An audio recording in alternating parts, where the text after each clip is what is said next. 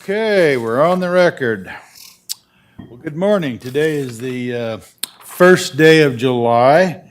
The board is in session to conduct a Board of Equalization. All three commissioners are present. Before we get started, are there any changes to the agenda? No, sir. Okay, before we get started, we have a recording we need to play, and we'll go ahead and play that recording. The purpose of this hearing is for the Board of Equalization, BOE, to provide taxpayers with an opportunity to appeal the assessed value placed on their property for taxing purposes. For each hearing, the appellant will be given 3 minutes to make their presentation, after which the appraiser will give a factual presentation on how the assessed value was established. Each appellant will then have a chance to provide a final 2-minute rebuttal. The board will then make a decision. Anyone wishing to give testimony will have to be sworn in. All motions made during these hearings will be made by the Board of Commissioners convened as the Board of Equalization. Pursuant to Idaho Code Section 63501A, only the property owner taxpayer or their legal counsel may appear before the Board of Equalization. You may, however, call witnesses to testify on your behalf within your allotted time frame. We are aware that some appellants may not be able to appear at their scheduled hearing due to our statutory time frame to hear appeals. However, the board does review and consider all documents and information provided when making our decisions. As set forth in Idaho Code 63502, the burden of proof falls to the taxpayer seeking relief to establish that the determination of the assessor is erroneous, including any determination of the assessed value. Otherwise, this board shall uphold the assessed value. It is important to note that if there is a reduction in your taxable value, it does not reduce resources to the governing entities, but in fact shifts the tax burden to other taxpayers in the district. Any adjustment made on your assessment will be in place for the current tax year only. Please understand, after the current tax year, the adjustment will be removed and your property value could change drastically if market conditions warrant it. If you are not satisfied with the BOE's decision, you will have an opportunity to appeal the decision to the Board of Tax Appeals or the District Court. Okay, anyone wishing to provide testimony at this hearing, please stand and be sworn in. Do you swear the testimony you're about to give is the truth? I do. Thank you.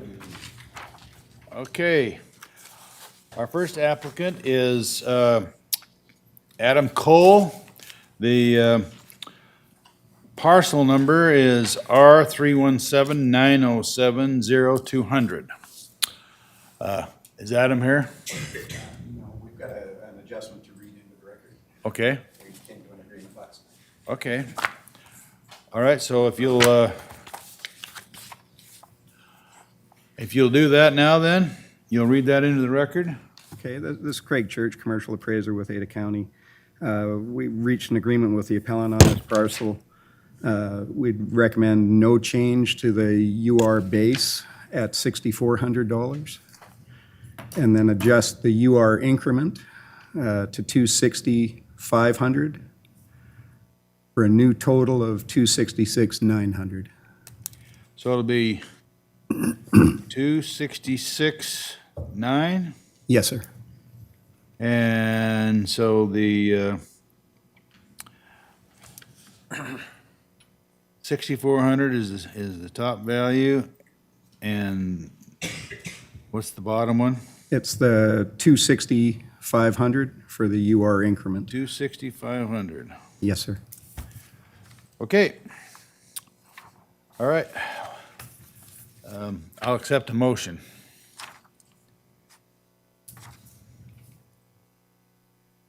Anybody give us got a motion for us?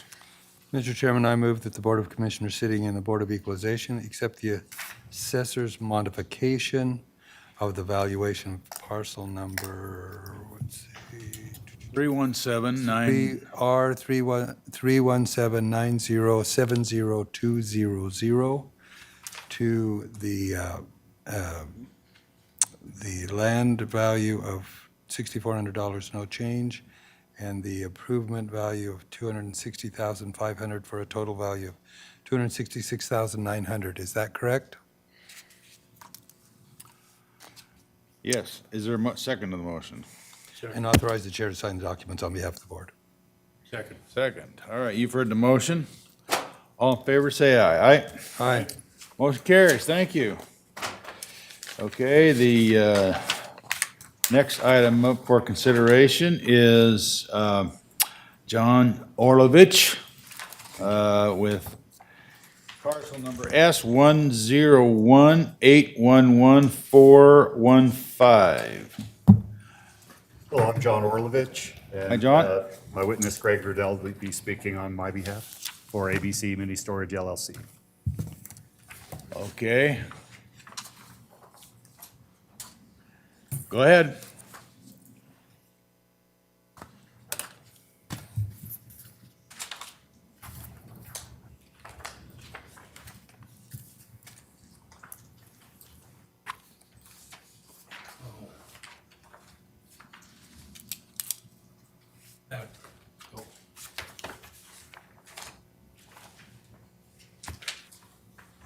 Thank you.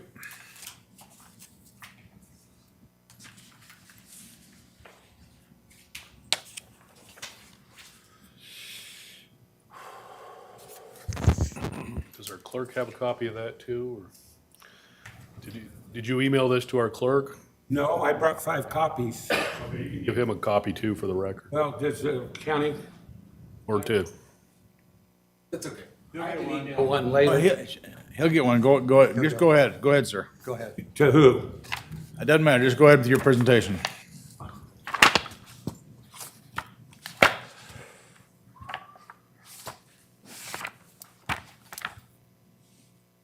I'd ask that the first couple of pages be kept confidential because they're private business records. They have been shared with Mr. Church at Ada County. ABC Mini Storage is an older facility at, off the corner of Franklin and Curtis. It has no gate, it has no fencing on it. And because it's older, it has a higher expense ratio than what Mr. Church uses in his income model. And so on the right-hand side is the adjusted income approach using the Ada County income model with a 56% expense ratio. And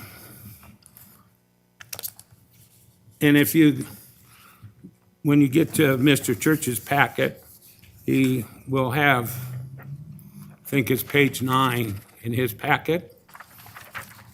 And this is how he kind of derives his expense ratio. But they're all reported on a dollars per square foot, not as a percentage of potential gross income or effective gross income. And security, repairs, roof repairs, those are fixed expenses.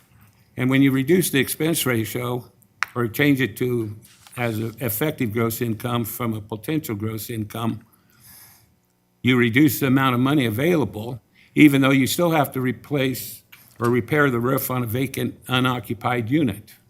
Or security for that. I mean, the security goes to the whole property, whether the unit is occupied or not. I think Mr. Church is calling this a Class D self-storage. I believe that the cap rate he's using a 7% cap rate. I believe because of the age and condition, and as you can see from even the county photo, it's not like your typical Stored or these other facilities that have moved into town in recent years.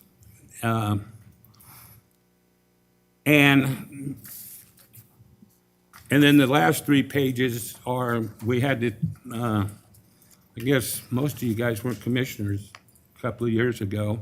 We had a real discussion here about cap rates, and that cap rates follow the 10-year Treasury T-bills. And you can see right now, the literature says that self-storage is about 300 basis points above 10-year T-bill. And if you take January, the first week in January of '25, we're at about a 4.65% on the second page. On the bottom of that, they're talking about that, that's just illustrating that there's been a 100 basis point, a 1% increase from fourth quarter '21 to third quarter '24. I think for the difference between the prior year, it's about 50 basis points or 0.5% increase.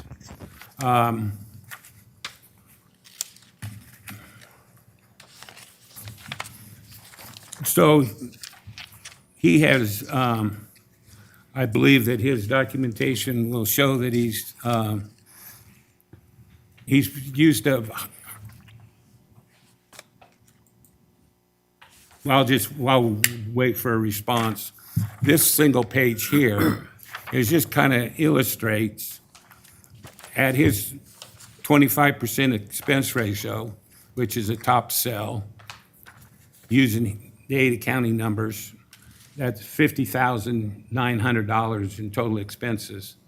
If you considered it was 100% occupied and a 0 vacancy, the expenses would be $67,884. If you figure the typical nationwide vacancy of about 10%, that's what it's bouncing around appears, the total expense would be $61,000. So he's underestimating the expenses, and this facility takes extraordinary expense to operate. It's not a 1,000-unit facility like Store or Republic or any of the larger ones. So that's where a discrepancy is. Okay. Any questions? I don't know, are there any questions from the board? Not at this point. Not at this point? Do you have any questions? All right. Okay, thank you. Okay, go ahead, Mr. Church.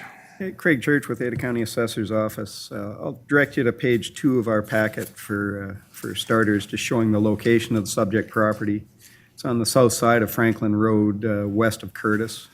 It's an old Class D facility, close to the end of its economic life, meaning the lowest market grade that we look at. So we're comparing these properties to properties like you'll see in Garden City, a lot of the ones that are in real poor condition. The properties were reappraised in 2023, with land being reappraised this year. Land values, as you heard in a previous hearing, have gone up pretty substantially for all the land that I am responsible for assessing for. So in 2024 on this property, we came to an agreed value on it. We adjusted the value last year at $933,300. That was Mr. Riddell and I worked out that agreement. And that was primarily due to a substantial issue with vacancy and collection loss with the property. It was operating very substantially below market. We've looked at the comparing here on our page 1. The rent roll or the rental income from 2023 was $105,328. The rental income, according to Mr. Riddell's workup, appears to be $118,751. So the effective gross income actually increased from last year to this year. It's still below where we're assessing on a stabilized basis. So based on that, I offered to go to last year's value again, giving them more time to get up to market value. But the appellants have decided they don't want to go back to last year's value. They think it should be lower than that. Looking at page 4 of our presentation, this shows the income approach that the property is assessed on. Again, 72.1 cents per square foot per month based on the leasable square footage, so the interior dimensions. This is consistent with other Class D properties in Garden City and whatnot. Again, you can see where we included the 25% vacancy and collection loss that we came to an agreement on last year. And the appellant in his presentation earlier indicated that our operating expenses were 25%. You can see clearly on this page, we're using 39% of effective gross income for the operating expenses on the property. Filtering through after we take out the land, you look at the bottom, so the improvements to just the buildings are only assessed at $22.19 a square foot. So, I mean, that's almost at the level where they should be, scraped and you should be building something else. Just for reference, to build something similar to this cost new, you're probably in the market of in the neighborhood of $80 a square foot for the improvements. Looking at the addendum for our trends here, we sent out a rent study on the property. We only got 6 responses on that, as you can see on page 6, but indicating 87% occupancy on the properties. We combine that with regional data where they're showing 90% to 90.4% on average. So we assessed based on 17% vacancy and collection loss for the market, but again, the subject, we're using 25 based on our deal from last year. Turning to page 7, we did a rent study again this year on self-storage properties. Again, the subject properties are enclosed units, so they would go along with the first line there highlighted in green. We looked at 358 rentals on the market when we're determining our stuff, and we found that enclosed units went up 12.01% since the reappraisal of 2023. Again, we've got the unit as a Class D assessed at 72.1 cents per square foot per month trended rent, and the market, after you factor in a 10% discount for online, we're seeing $1.44 a square foot on average for the market overall. So for 2024, we trended rents up from a negative 3% to a positive 3%. That's why the value of the subject property increased primarily by the 6.73%. That was the main contributor to the increase this year. Page 9 shows the expenses. We look at Storage Cafe. It's a self-storage expense guide. Or not Storage Cafe, it's the self-storage expense guide from their almanac. We get this every year now. We look at, as you can see, we look at dollar per square foot when we're looking at expenses, and then we rationalize that. If you look at this, the dollar per square foot at $3.19 a square foot assumes an effective gross income or an effective rent of $1.02 a square foot, which again is substantially higher than the subject property.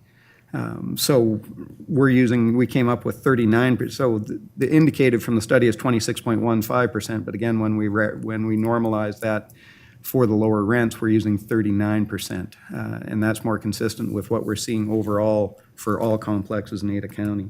Again, we have to consider market factors when we're looking at this stuff. We can't do an as-is appraisal, and based on the communications I had with Mr. Riddell earlier, I think, and I don't know, because I haven't seen the actual income and expense statement for 2024. I've only seen Mr. Riddell's workup of that, so I haven't seen anything that hasn't been adjusted yet for comparison.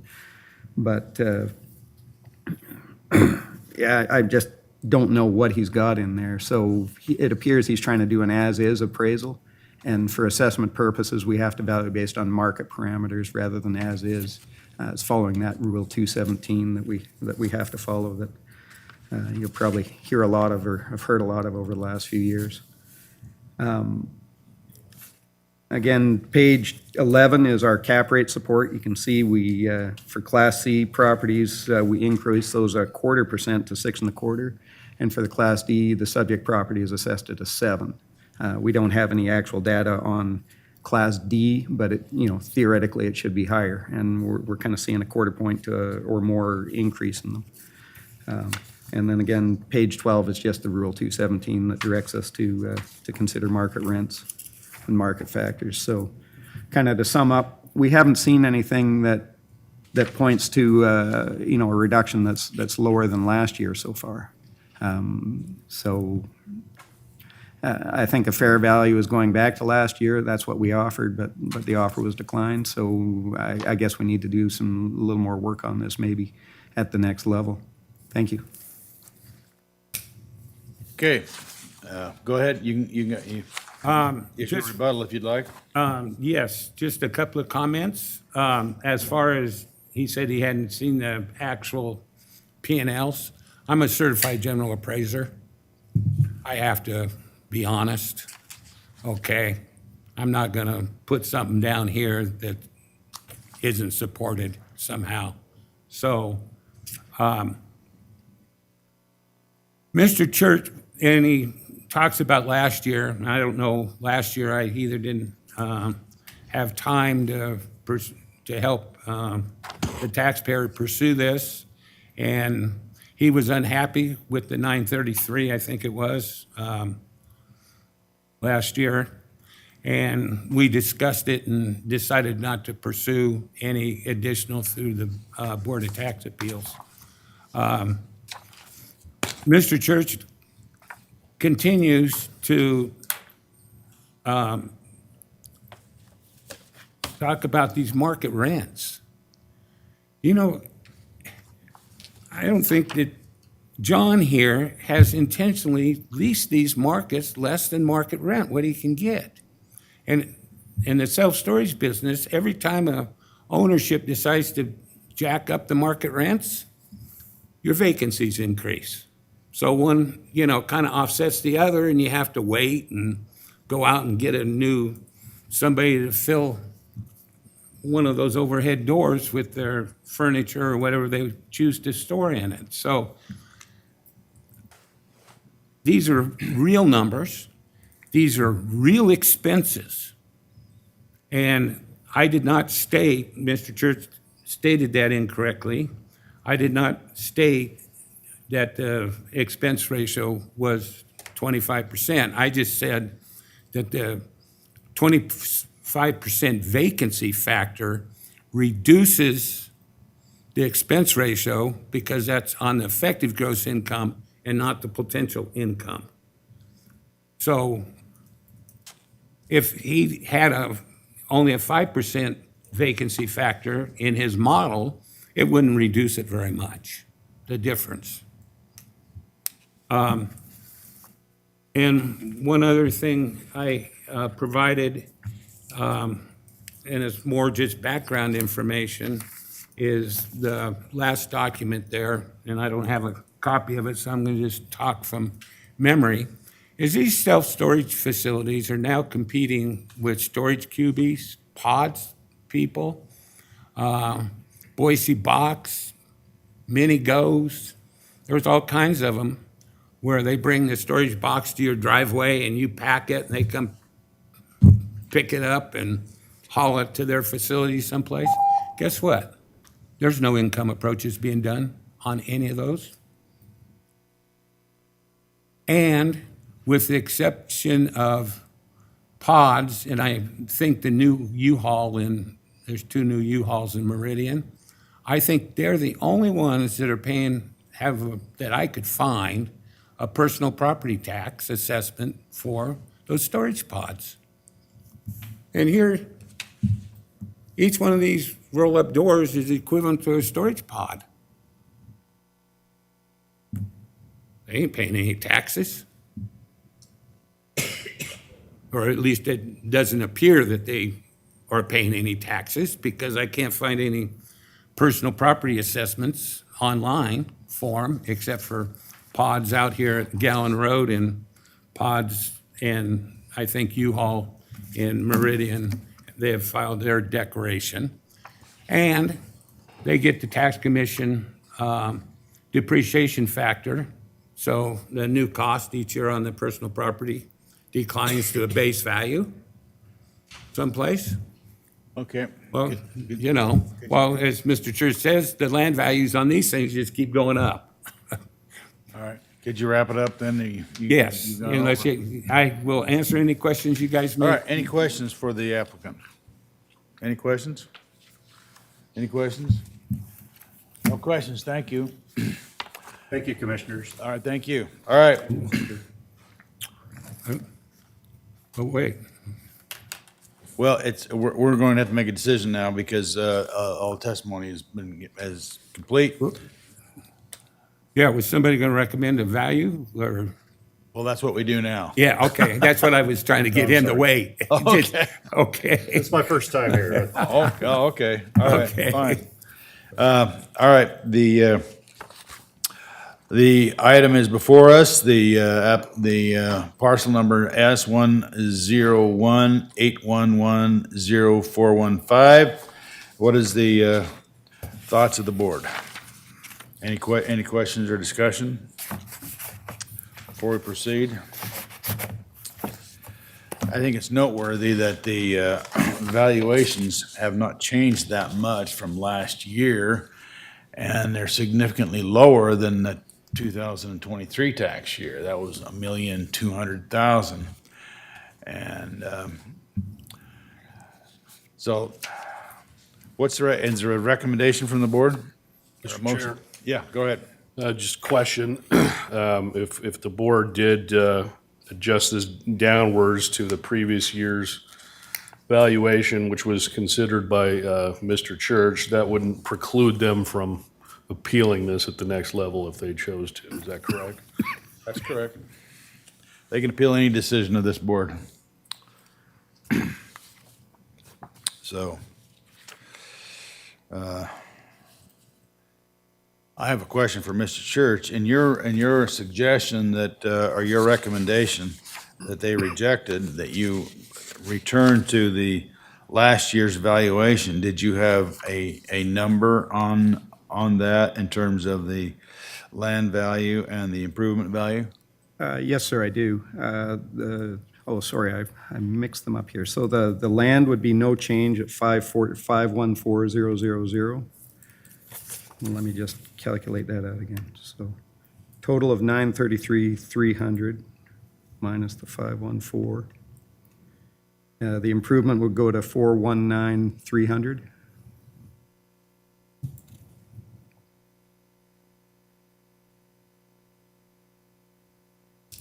$933,300, is that it? Uh, Yeah. Yeah. Okay. Is there a motion from the board? Just as a clarification, Mr. Chairman. So what you just said, that was the proposal you gave to them and they rejected it? Yes, sir. I think that's a fair compromise, considering that, yes, their income did increase, but it's not as high as where we were. Well, that would seem to me to be a fair compromise, and you can appeal to the Board of Tax Appeals, and you'll get more time, actually, and they'll take more time to consider all the numbers. We know. It's kind of dizzying for us up here to take 10 minutes and look at all these numbers and make an adjustment, but our staff is recommending a reduction. I could support doing that. And then if you want to have a further consideration, you can appeal to the Board of Tax Appeals, and you'll get more time and more energy and more effort into it, because we only have a limited amount of time. Is there a motion? So, Mr. Chairman, Yeah. I have it, unless you want to make the motion.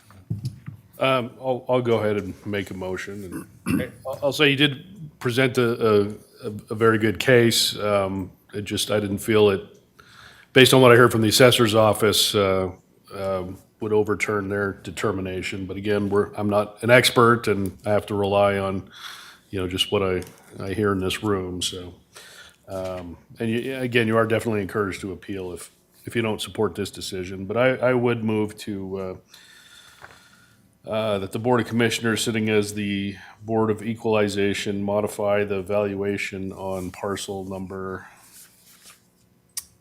S10181100415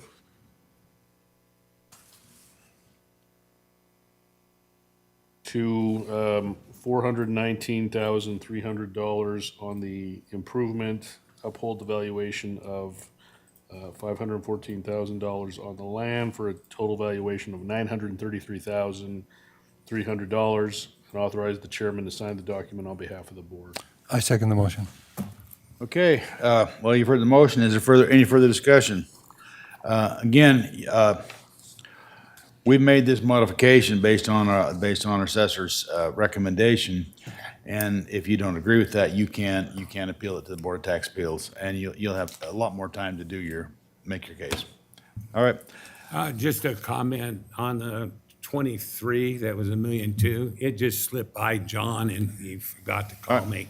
Well, So, I'm sorry, sir. It was a medical emergency. My mother usually did those, and she was kind of fighting for her life at the time. So we would have But- appealed that. so don't at hold the that time. against him because it's up there. We didn't. Okay. We didn't. There's So, other factors that deal with it. Anyway, thank you very much. We'll take a vote. You've heard the motion. Is there any further discussion on the motion? Hearing none. All in favor, say aye. Aye. Aye. Motion carries. Thank you very much. Thank you, Commissioners. Thank you, Mr. Church.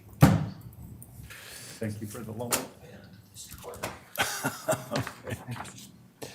Okay, our next applicant is Mark Salvi, and we'll consider the parcel number S112-434-6621. Mr. Salvi, go ahead. Is this is Salvi property side? I Oh, no, don't this is know. the 8440 Big Yes, Creek. this is the Okay, house. this is the house in the small acreage. All right, yep, my name is Mark Salvi, and I as well have asked for some help from Greg here. Not this particular parcel, but the parcel we're going to discuss next is probably one of the most complicated pieces of property I've ever come across. Been here before a couple years ago after the hike to the $914,000. And are you ready? Just go ahead. Okay. Just- Well, I'm going to be deferring to Greg here because this house here, I mean, while he's handing this out, this house here, it's kind of it's on its last legs. I've got a tenant in there who's kind of serving as a night watch person for the outdoor automotive boat and RV kind of outdoor storage facility.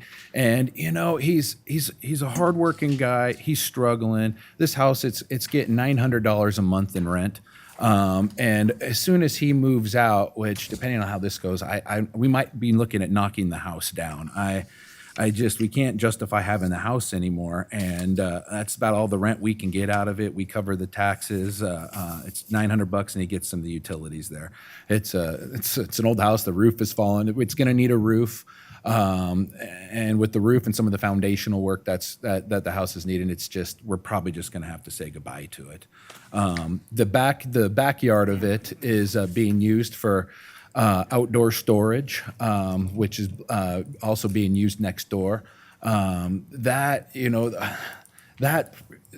property has increased so dramatically over the past several years that I just had to seek some help. I'm at the point I can't justify the business anymore. So, Greg, please, I defer to you. Mr. Church, can you put the plat up of this, or the plat map of this parcel? Give us one when he gets there.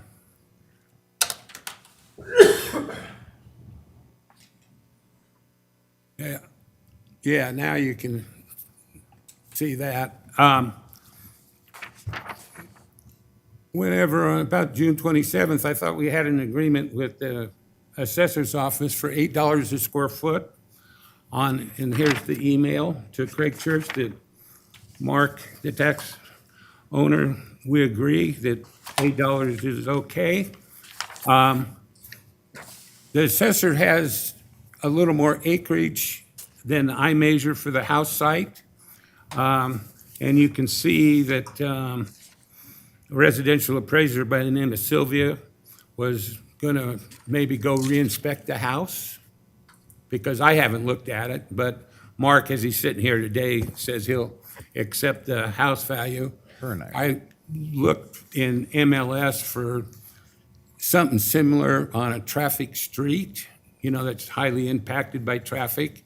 There was one house, I think the total sales price, and I didn't bring that, was about $370,000. It's on Cole Road someplace, but it's a little bit smaller because there's only 1,200 square feet on the upper floor and the other 1,200's in the basement. on this house. That house also had a basement, but it wasn't one-to-one. But it had been completely updated. The MLS said it had updated cabinets and stainless steel appliances, et cetera. And it's really not comparable to an old worn-out house. But if Mark's acceptable to the county's house value, I'm okay with it. I think the whole site should just be valued at $8 a square foot straight through, and not try to put a residential lot value under that old house that you see there. And I haven't seen the county characteristics. As you can see, there's no landscaping on that. It's just, there's one dead tree in the back. The public website says there's a general purpose building. I don't know where the general purpose building is. I didn't see it, so. But my recommendation is $8 a square foot, and I guess as Mark is okay with the house value the way it is fine. I'd like to see the straight through at $8 or 0.34 of an acre, which is a little smaller than the county has assessed, because I think they're assessing the driveway going into the RV storage in the back as part of the house site, I believe. So, My goal is to be reasonable. Right. In consideration for the next property next door. I want to be a reasonable person. And I feel that in consideration of that, I'm not going to squawk about the house. It's the rest of the property that I'm concerned about. What do you mean you want to be reasonable to the people next door? In terms of, I don't want to fight too hard about the house. As far as, 10,000 here and there for the house, we do have somebody in there. We're getting $900 a month. Is that value too high? Yes, it is for a house we're going to knock over, but I'm okay with it. If we can figure out a reasonable, position for the overall remainder of the site, this site and the next parcel we're going to discuss. So, but in good faith, I didn't want to cause too much trouble for Sylvia. She had a lot on her plate, and she didn't want to have to come back out. Was willing to, let me be very clear, and has been out before. And I was like, I don't want to subject you to this house. Maybe next year, we're going to do this, but next year, let me set an appointment up, and I'll go with you. Like it's that bad of a house. So anyways, yeah. What exactly is wait. the business? Are there any questions? Sorry. Go ahead. It's pick apart. He's got cars there. You take parts out of the cars. No, right? that's my next door. There's a wrecking yard next door to us, literally, right here. But no, that's not what this business is. No, that's the business I am in. This was originally going to be an automotive recycling facility, but because it's an industrial part of town. But the city of Boise, let's just say the neighbors weren't excited about that, and the city, technically it could have been. But again, I'm trying to be a good neighbor and not try to jam a wrecking yard right where, in the middle of where it needs to, where I feel is a good spot, considering the neighbor right now is a wrecking yard. But I said, fine, it is a nice piece of property. We did a lot of wetland mitigation to this property that's still not completed. And I said, well, this is a temporary business, and the city of Boise, and us, we're in the planning and zoning, we're fine with this because it is a temporary use and we could get through it. But I just, once again, I'm trying to be a good neighbor, and I don't want to open up a wrecking yard there. That's, but anyway, so that's why it's storage. But. Mr. Chair. Yes, go ahead. Okay, so just to clarify, right now it's being run as a storage facility for, was it boats and trucks or? Boats and RVs, trailers, cars, people with their cars, they store them there, snowmobiles. It's just cheap outdoor parking that we sometimes offer discount. This site floods from time to time. So that's it. There's 5 Mile Creek, and we'll get to that with the next parcel. So I'm getting ahead of myself, but. And then sometimes- the only structure on there is this old house. Correct, that's it. Okay. Some fencing. Yeah, we just wanted a night watch person there. That was my goal. I didn't want it to result in this, so I'm going to knock it down if I have to. It's a shame, but I don't like. Okay, any other throwing people questions? Mr. Chairman. Yeah, go ahead. So you're proposing, you said $8 a square foot. What would that be for the land value then? oh, I'd have to get a calculator. I'll ask our appraiser that. You got a calculator there.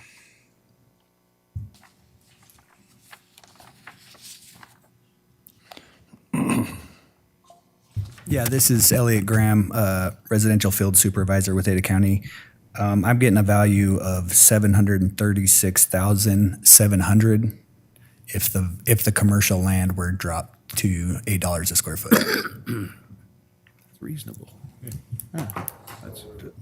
We're talking about the second parcel then, not the total, I should say, not this one we're talking about right now. Right, we're required to assess at actual and functional use. This is a mixed-use parcel. The second parcel is only commercial land. This one, we have to separate the house and the residential lot from the commercial land, and it has both. So I guess I'm confused for both of you. If you're, the $8 a square foot would be for the total, including where the house is, I'm asking, or just the value, $8 a square foot for the land value where the house is located? I guess that's my confusion. I think the house lot is assessed at over $10 a square foot. And so you want it to be, Yeah, for simplicity, I mean, that's the highest and best use is a commercial lot, and that's what the zoning is. And as Mark said, the house will be gone one of these days. okay, that was my confusing as the value of the land portion, because you said you were willing to keep the home value at its assessed value, but it's the land value you want changed. And that's what the email, we accepted that, and if you read through that, I suggested that we value the house part at $8 too. And Okay, all right, that was my confusion, thank you. Okay, go ahead. Let me give you my packet. Thank you. Thank you. It's Craig Church, commercial appraiser, just regarding the commercial portion of this parcel.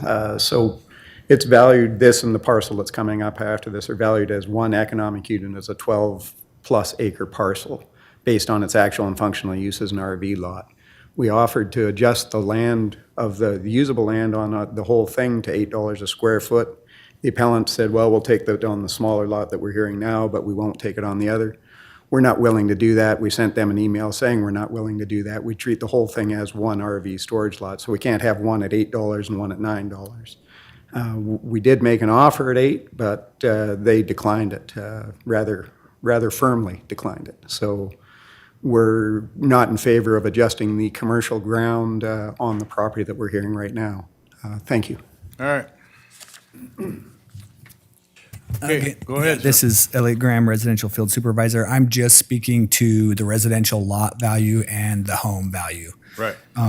We did speak to the appellant, and I believe through a phone conversation, we had inspected the property in 2023. They made the point the residential portion is only 0.35 acres. We were assessing 0.396. We agree with them. We also found the outbuildings they referred to. We had them on the record. They did not exist. So if we take those off, we would recommend an adjustment to the land value and the residential improvement, but no adjustment to the commercial land value. The residential land is currently valued at $188,100. We'd recommend adjusting that to $180,900.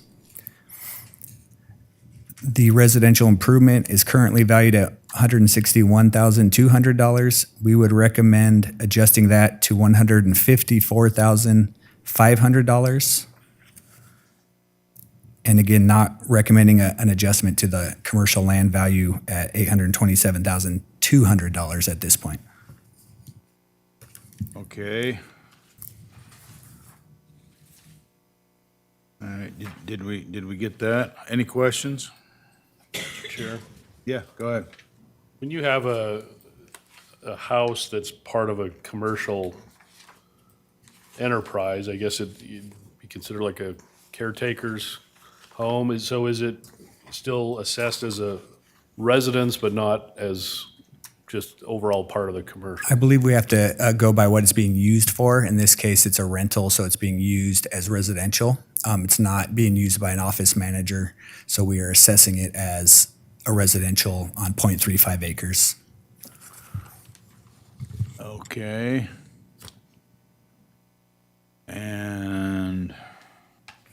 So you're recommending the assessed value change to 1,162,600? That's exactly the total that I'm recommending, yes. Okay. All right, is there any questions from the board? Does the appellant get a rebuttal on their land value comps for this? Yeah, you'll get a rebuttal in just a moment when we're through with this. Is there any questions from the, go ahead. So I guess I'm still confused. The land value where the home is, you're recommending 180,900, correct? Correct. And the home value there was what? Was 161,200, and we're recommending it to be adjusted to 154,500. And what's the 827,000? That is the remaining 2.1 acres of commercial storage land. That's the back part. Exactly. Okay. Thanks. Any other questions of our of the assessor's For a office? total of what?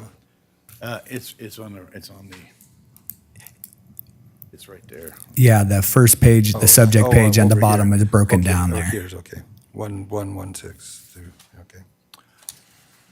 Okay. Any other questions to our assessor staff? Okay, go ahead. Do a rebuttal. Yeah, a quick one. Could you move it to your land comp page on your presentation there, Elliot? Yeah, Elena, I believe I think that's, there's,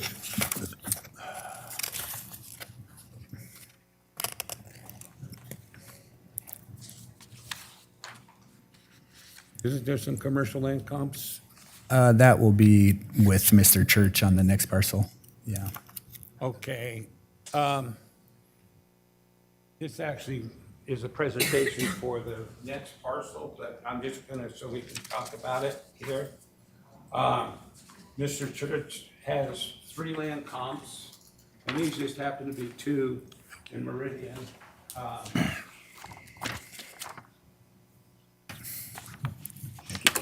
For his $9 a square foot. And as you know, Meridian zoning is kind of a mishmash of stuff, even though a lot of stuff in Fairview and Eagle Road is zoned industrial, it's really not being used as industrial. And these are 2 small comps out of that presentation there.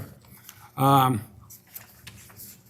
there's the photographs I took last night.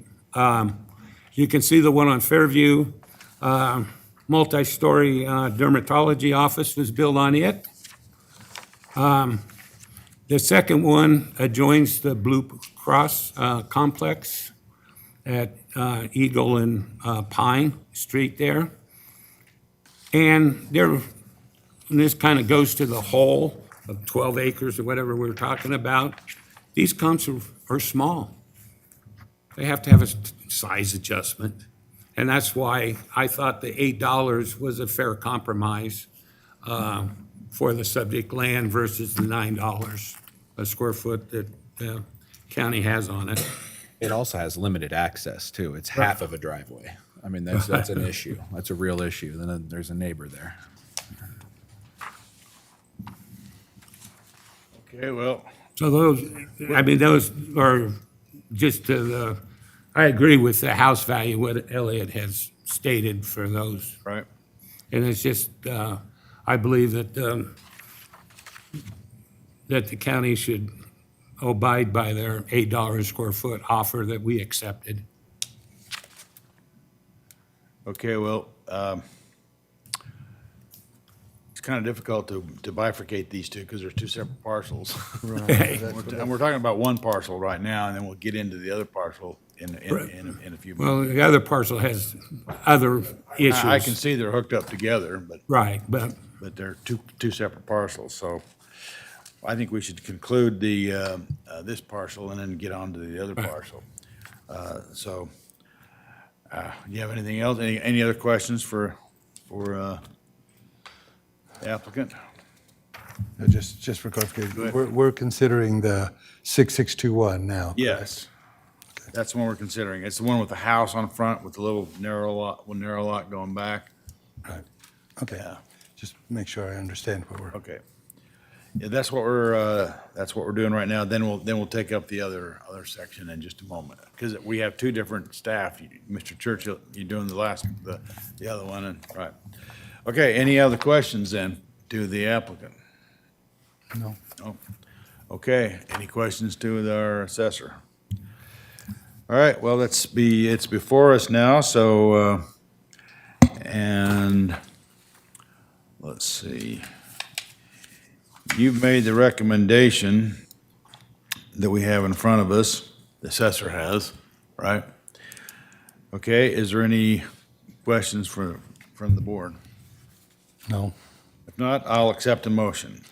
Mr. Chairman, I move that the Board of Commissioners, sitting as the Board of Equalization, accept the assessor's modification and modify the valuation of parcel number S1124346621 for the land value adjusted to 180,900, correct? Yes. Keep the other land value of 827,200 and adjust the home value to 151,500 for making the total value of 1,162,600. Are those numbers correct? I believe you said the home value was 151,500. I would recommend 154,500. 154. Yeah, that's what I have written down. So if I said that, The total was correct. 154,500 for a total of 1,162,600, correct? Correct. And authorize the chair to sign the documents on behalf of the board. Okay, is there a second to the motion? Second.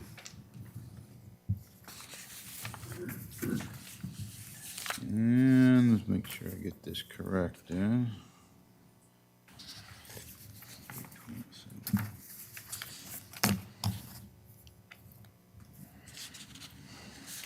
Okay, you've heard the motion. And we might add, you can appeal this to the Board of Tax Appeals if this isn't acceptable to you. You've heard the motion. All in favor, say aye. Aye. Aye. Hey, Motion carries. Thank you. Okay, now we'll take up parcel S112-434-6950. And, Chairman, yes, I need a break. I need to go to the restroom. Is that okay. possible? Yeah, go ahead. Okay.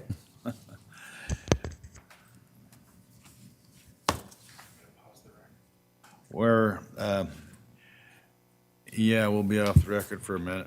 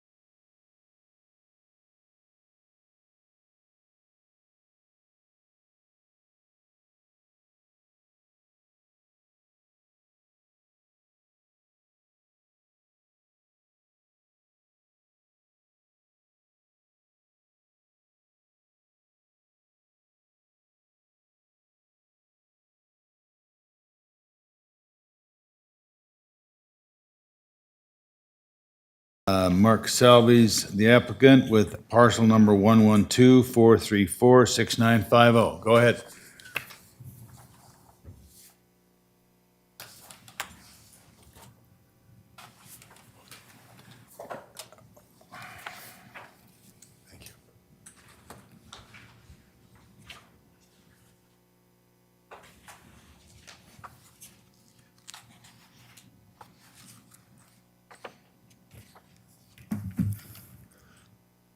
You gonna go?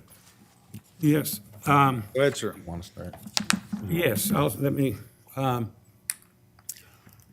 I get the county to put up the aerial map of this property? Okay, there it is. The assessor presentation will say actual and functional use. There is no disagreement that is used for vehicle storage and parking. But that's a going concern business value. And in fact, it's, and then the subject is located in the 100-year floodplain, and a portion of it's in the floodway, and it can't be developed as is, and I'll show you the documentation at the end. It's been an ongoing thing with FEMA and the city, since the early 2000s? What's kind of going on?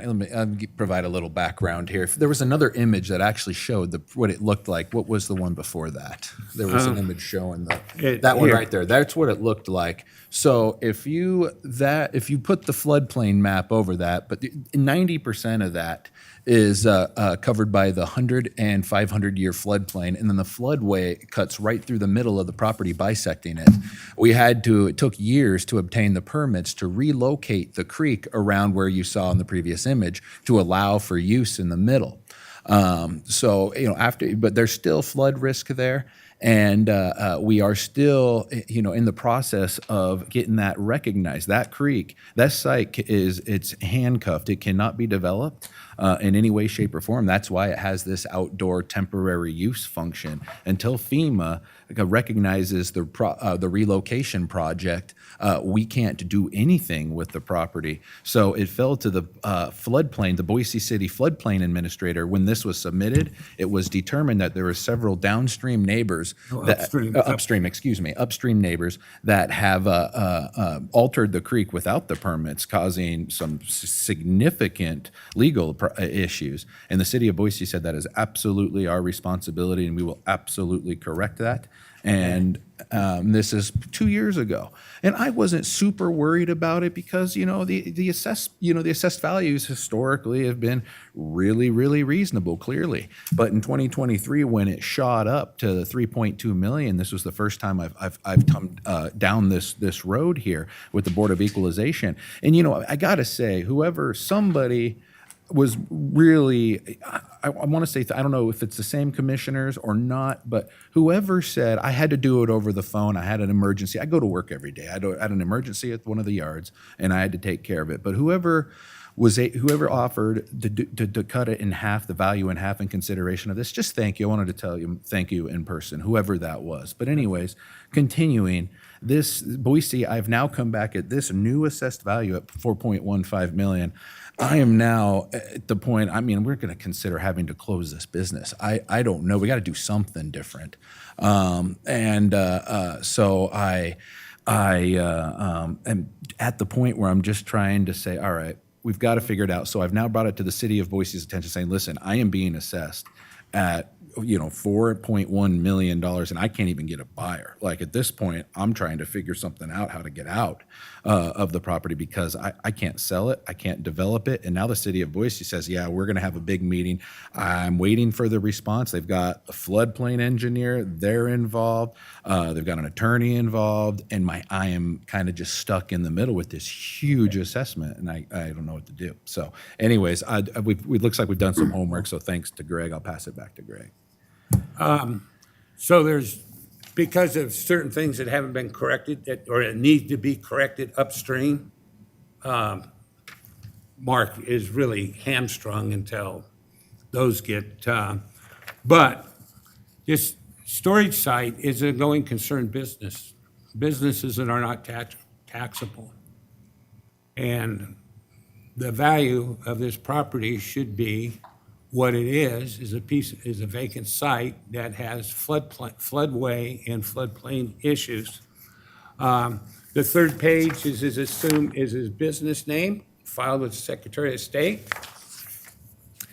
And then we'll go to some comparative assessments. $10 a square foot in the city of Meridian, next Linda Road and the railroad tracks for vehicle storage, not located in the floodplain at all. And the reason that the county, I assume, is not doing an income approach or asking for P&Ls, as his presentation says, he's requested them, and the taxpayer will not furnish them, and I'm not going to furnish them to him, because it's an income, because it's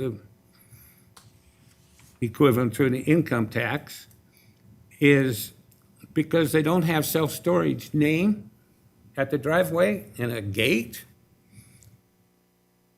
they get overlooked.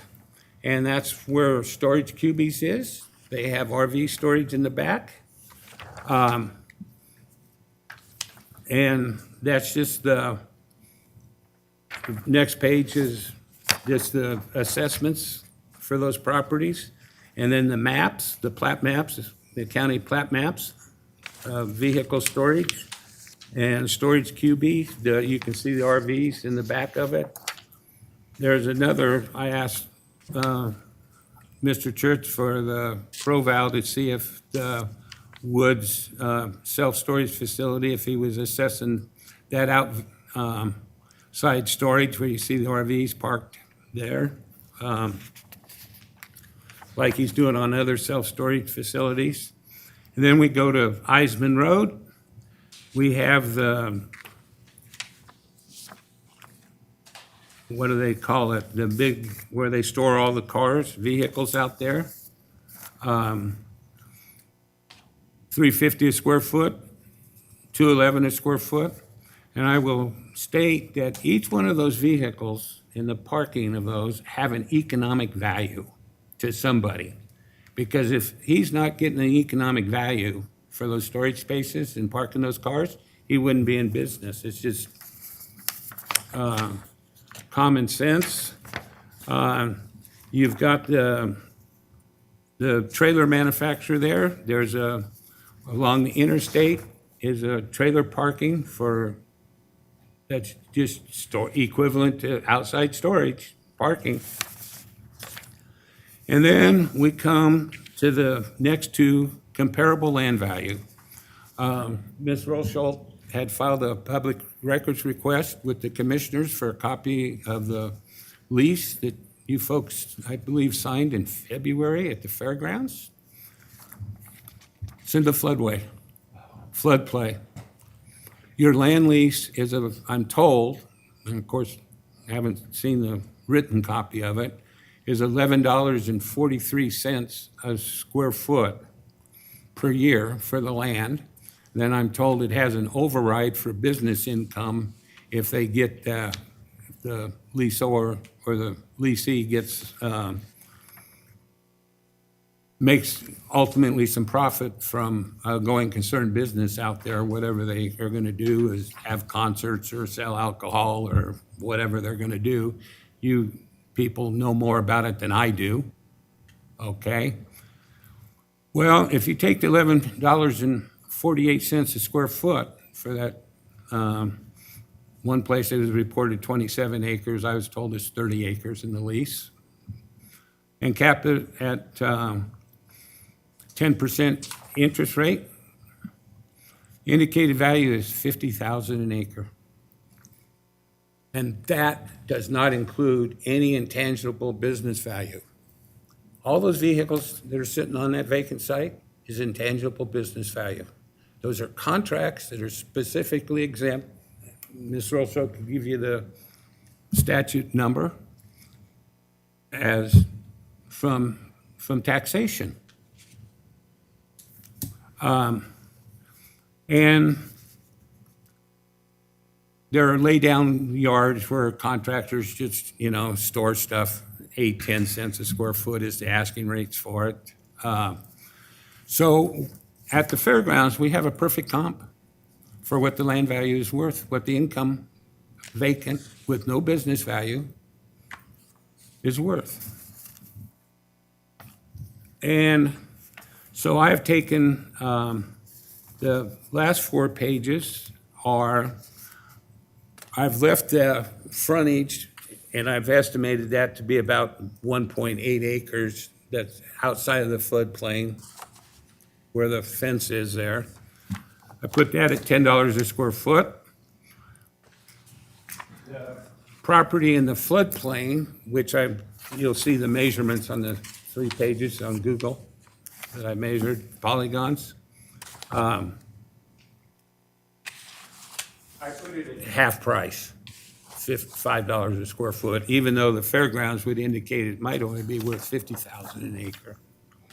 And then the floodway, which is on the outside edge, FEMA's never going to let you do anything with it. I mean, you probably shouldn't even ride your bicycle across it. And one thing that these floodplain issues cause is when you raise, I think the building has to be 3 feet above the elevation that they've determined.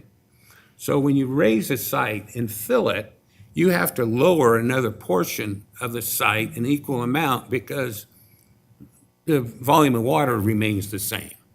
So you can't raise a site a foot without compensating someplace else and lowering the drainage ditch to get that whatever volume of water you did.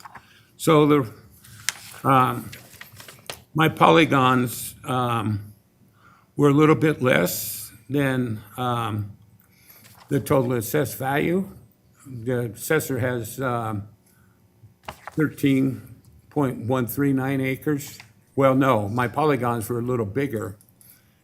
Were a total of 13.5, which was 97%. So the bottom part of that is adjusted by 97%. I just off of each acreage, so it equals the county assessor's acreage. And Mark spoke to that. This is actually the last, I guess he thinks Boise City's gonna maybe get with it, but this is the last kind of official document, is back in 2020, or in 2020. And then the map on the back points out the properties that are upstream that have encroached and haven't complied with the floodway and issues. Because as you can see, most of that floodway has been covered over with parking lots and buildings. So he is in a very, very tough position. And the county assessor wants a P&L so he can tax the going concern business and not the real property. Okay. I forget? No, I think that's Andrew, pretty anything? good. I mean, it's, yeah, Okay. I mean, Go ahead. Go ahead, Mr. Church. Mr. Chair, can I just ask, what does the city of Boise want you to do to comply with the floodway, if anything? I have done everything by the book from the very beginning of the project because I did not want to end up in this situation. But the other neighbors were, back in the day, well, let's cover this little part of the creek up. That's okay. Nobody will notice. Nobody will notice this. Well, years and years later, when somebody actually alters the floodway and puts in for a FEMA a remap, like if you look up the map, it'll still show the official property is still bisected and totally flooded. It raised flags for everybody who modified their creek modified their properties around the creek.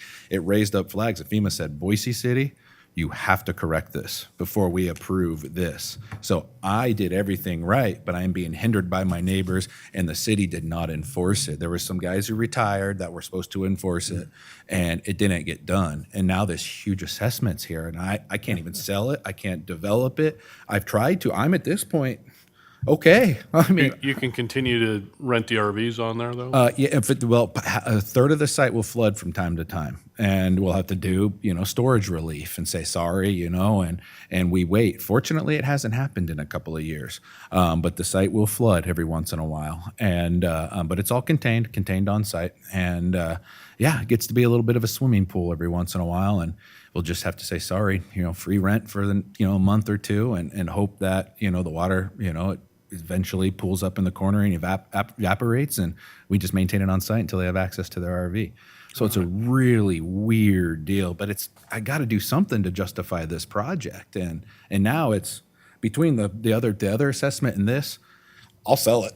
Like, okay, well, I can't develop it. I can't do anything with it. This is a right-in, right-out access only, ACHD. As soon as this project started, forced a right-in, right-out. So I have half of a driveway access on the other parcel and a right-in, right-out here. And All right, thank you. Okay. All right, thank you. Go ahead, Mr. Church. Craig Church, Ada County Assessor's Office. We'll start with our presentation on page 3, just showing where the property is located on north. It's on Victory between Cole and Maple Grove. Looking at page 4 is an aerial of the subject property from 2013. You can see on the north part of the property there, this is kind of a before compared to an after on page 5. If you flip back and forth between those, you can see where the low-lying areas were versus what's appears to have been filled in. I believe the appellants on our appeal in 2023 did say that they did fill that area in. We are only assessing the area, if we turn to page 8, we're only assessing the area that is excluded from the blue. So the blue area is treated as waste at $0 assessed value. So that's the low-lying area that we can see from our aerials. That area we're treating as waste, as floodplain, as $0. We're assessing the RV parking area at $7 a square foot for bare land, plus $2 a square foot of depreciated cost for the improvements, which reflects the grading, reflects the fencing, reflects all that type of stuff. So all the civil improvements that have gone into the property. We did ask for the income and expense statement information. What we'd really like to know is the unit mix on the property. We could look at this property based on an income approach, assuming market rents, not contract rents. We're not going to look at their contract rents. I've done my own rent study this year. Again, we've got 36 open-air parking spaces, so we've got comparable data to base a value on based on market rents. So, the contract rents really would not be in the equation. So there's absolutely no business value that would be picked up in an assessment by considering the property that way, because again, we'd be looking at market factors. So, again, jumping back to page 1, all land was reappraised for 2025, all commercial land, excuse me. And this property was moved to commercial in 2023 as an RV storage lot. Elliot Graham, our residential field supervisor, was the one that noted the change in use and kicked it over to our department to assess. The property was appealed in 2023 and the assessed value was upheld at I believe it was $7 a square foot at that time. Again, the property is valued based on its actual and functional use as the 12-acre site that spills over onto the property that we heard previously. Both are assessed as one economic unit at $12 or at $9 a square foot, including the site improvements.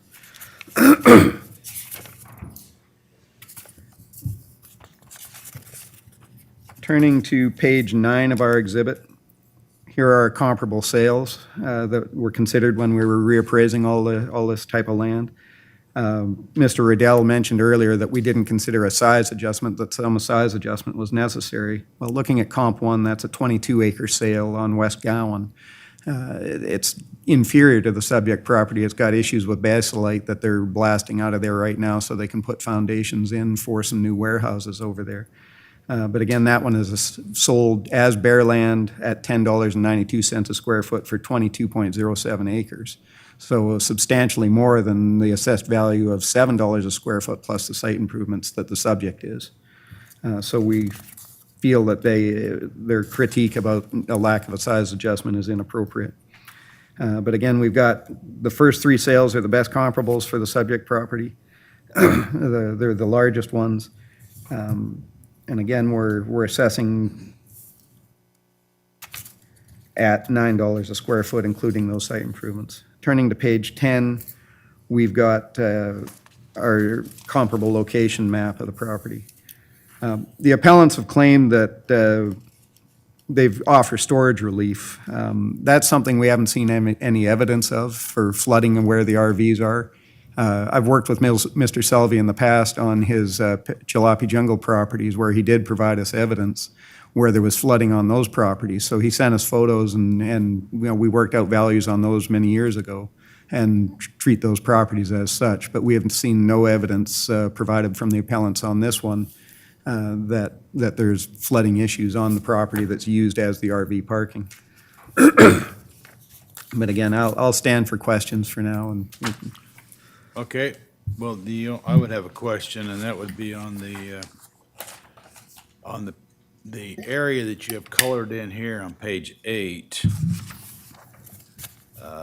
Those are areas that are not in use at all because of flooding, and therefore you're not establishing any kind of value for those areas. correct. With zero assessed value on the area in blue, yes, sir. Okay. All right, I don't have any more questions. Any questions from the other members of the board? Mr. Chair? Yes. So did you take all the floodplain issues raised by the appellant into consideration when making this? The fact that they're kind of hamstrung by the feds and the city of Boise and for future development, is that been calculated into your recommendation? Well, yes, sir. I think at $7 a square foot, we haven't done any formal calculations on that, but I think at $7 a square foot, it's for bare land, it's substantially lower than what we're seeing on the sales. And just looking at page 4 verses 5 and how they appear to have remediated some of the flooding issues on there with the before and after, that doesn't seem to jibe with the the flood map that the appellants have provided. As far as we know, the value is used as RV storage parking, so that's how we valued it, yeah. What about the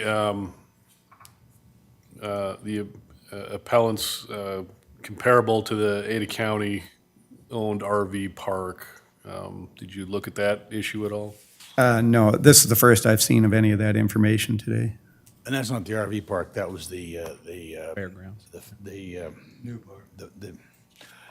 It was the pro soccer thing that you talked about. The fairgrounds, the old, It was Fairground where the pro portion soccer of it. is, and that did rent, that was at a public auction, and it rented for $155,000 for 30 years. But plus was the additional revenue, so I don't know if you can even calculate that into the equation.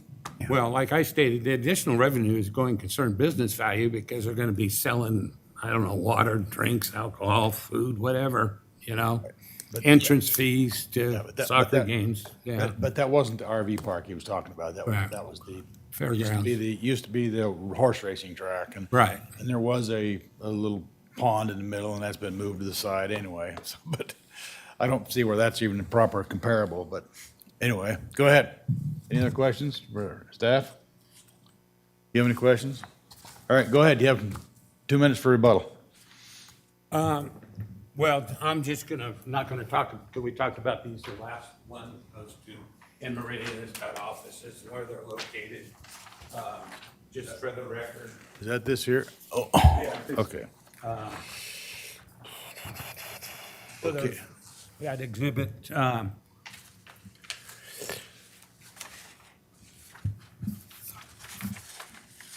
I also found another lease for storage.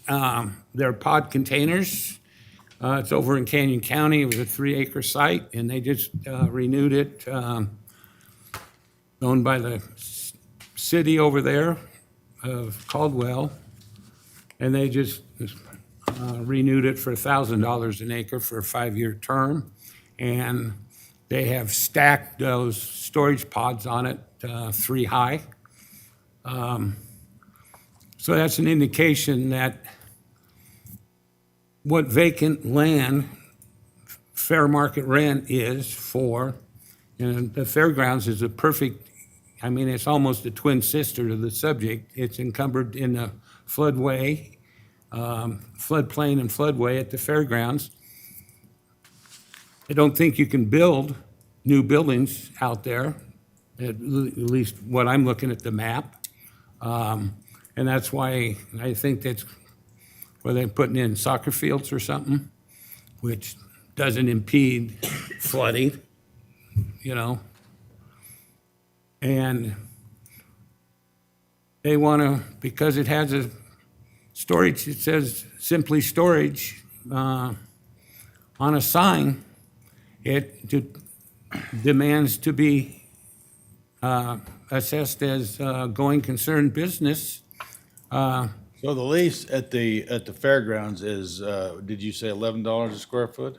No, 11 cents. It's 11 cents and it's 50,000 for 27 or 30 acres. It's 150,000, but that's just part of the. That's the base lease. And they're putting in a bunch of money. I mean, that's not even comparable, I don't think, because they are investing a lot of money on top of that you're not taking into consideration, like $12 million up front. So it's not even a fair comparison, I don't think. But anyway, go ahead. Anything else? Well, I think as these going concerns, where's the income statements for Albertsons and Lowe's and doing a going concern value? You just assess their land and, you know. My question for you then on your rebuttal is, you appealed this in '23, correct, to the Board of Tax Appeals? And the value of $3,224,000 was upheld, correct? No, I didn't, no. I tried to do it myself. Okay. Yeah. I have no idea what I'm doing. I was just trying. I wasn't involved in. Yeah, I said, hey, I got to figure out what's going on. This is before Boise had my hands tied. Right. And I was like, I'll make it work. It's, over half the income of the site is now taxed now. And it was now, and I said, if it go, but the value's there in the future. It is. I mean, it is. The only reason I haven't provided it is just, I didn't know that there could be another income tax. I didn't think that was possible.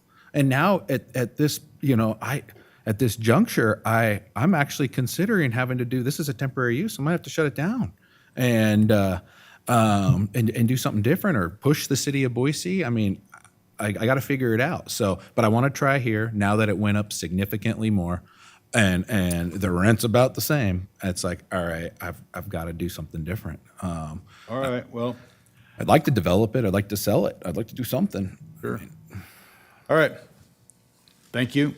Is there any more questions from the board?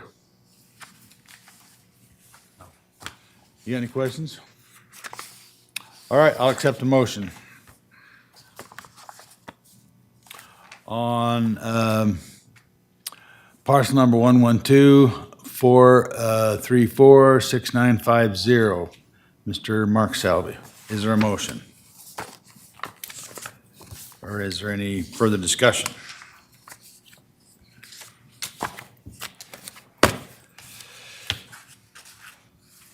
Chair, Yeah. I'll clarify with the appellant, you're still not intending to submit any income information to the assessor's office? I would like more information on it. In this case, it's approaching 60% of the income now is being taxed. So will it help my case? I don't know. I've never done it before. I've never been in a position where I paid 2 income taxes besides state and federal. So I'll direct it to the assessor's staff. Could you address, what this information could show and how it could affect the rate? Yes, sir. So to be clear, we're only assessing land and the site improvements. We're not assessing any business value here. if the appellants did provide us the unit mix on the property, which we do not know, how many spaces are, say, 10 by 20, 10 by 30, 10 by 40, that kind of unit mix information of what they've got on the parking, we can use market rents, not their own rents. If they want to redact their own rents from that, we'd be happy to look at it. We just need the characteristics of the property to be able to value it using market factors to come up with an value through the income approach. Is that something they could do on their appeal? It is, yes, sir. Okay, you can do that on your appeal. Or could they do it prior to their appeal and Like to have it work it adjusted out. before going to appeal? Well, we have to make a decision within a short period of time, so we can't wait around for that. I'm saying between us and the Board of Tax Appeals. Could it be, I don't get your question. can the assessor's office adjust it prior to them, if they appeal to the Board of Tax Appeals, even though we've made our decision? According to Brad, yes, we could. I would still advise just to make sure all bases are covered, that they submit the paperwork appealing to the Board of Tax Appeals, though. That way they don't lose their appeal right if you don't rule in their favor today. Right. Does that make sense? No, it didn't make any sense to me. I mean, you're saying you can take a little extra time if you want to do this, if you want to consider the unit value like you mentioned? Yeah, Mr. Chairman, what I'd recommend in this situation, because there's additional information that might be useful, is for them to file 2BTA, and then Craig can work with that information. And at that point, if Craig agrees that the value would be something less, then we have the ability to make that adjustment based on the You do submit. that at the Board of Tax Appeals then? Correct. So you're suggesting is to uphold your value and then work with the appellant on their Board of Tax Appeals? Correct. We have the ability to work with them. If we still can't come to a value conclusion, then they can still have their right at Board of Tax Appeals. Okay, did you get that? You're not required to do anything after our decision, but I'm just trying to clarify what the options are if we do uphold the assessor's valuation. Yep. Okay, is there any other discussion? Because we need to get to evaluation on this file, because we're already half hour late. All right, anything else? Mr. Chairman, I guess all of this discussion then exemplifies the fact that we don't have the ability at this point. We have to make a decision based on the information we have. We don't have all the information, and there's a process for getting more information, and I guess there's a process for doing that. So I think it behooves us and the property owner to go through that process, because even if we were to try to do it here, we would not have we don't have the time to have all the facts to do that. So I think we should just make the decision, allow them to move forward, and they would have all those appeals rights and the right to actually vet all that information properly that we don't have the ability to do right now. Okay, so, you got a motion?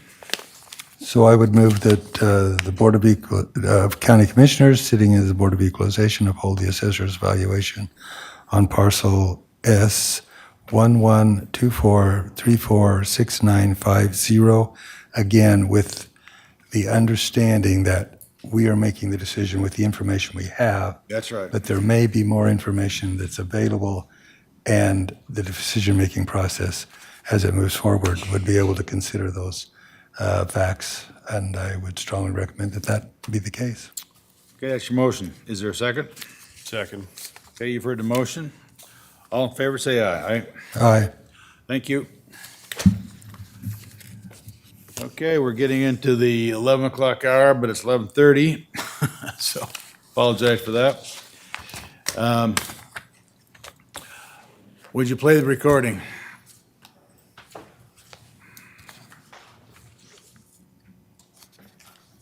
The purpose of this hearing is for the Board of Equalization, BOE, to provide taxpayers with an opportunity to appeal the assessed value placed on their property for taxing purposes.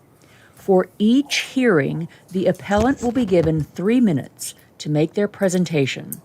after which the appraiser will give a factual presentation on how the assessed value was established. Each appellant will then have a chance to provide a final 2-minute rebuttal.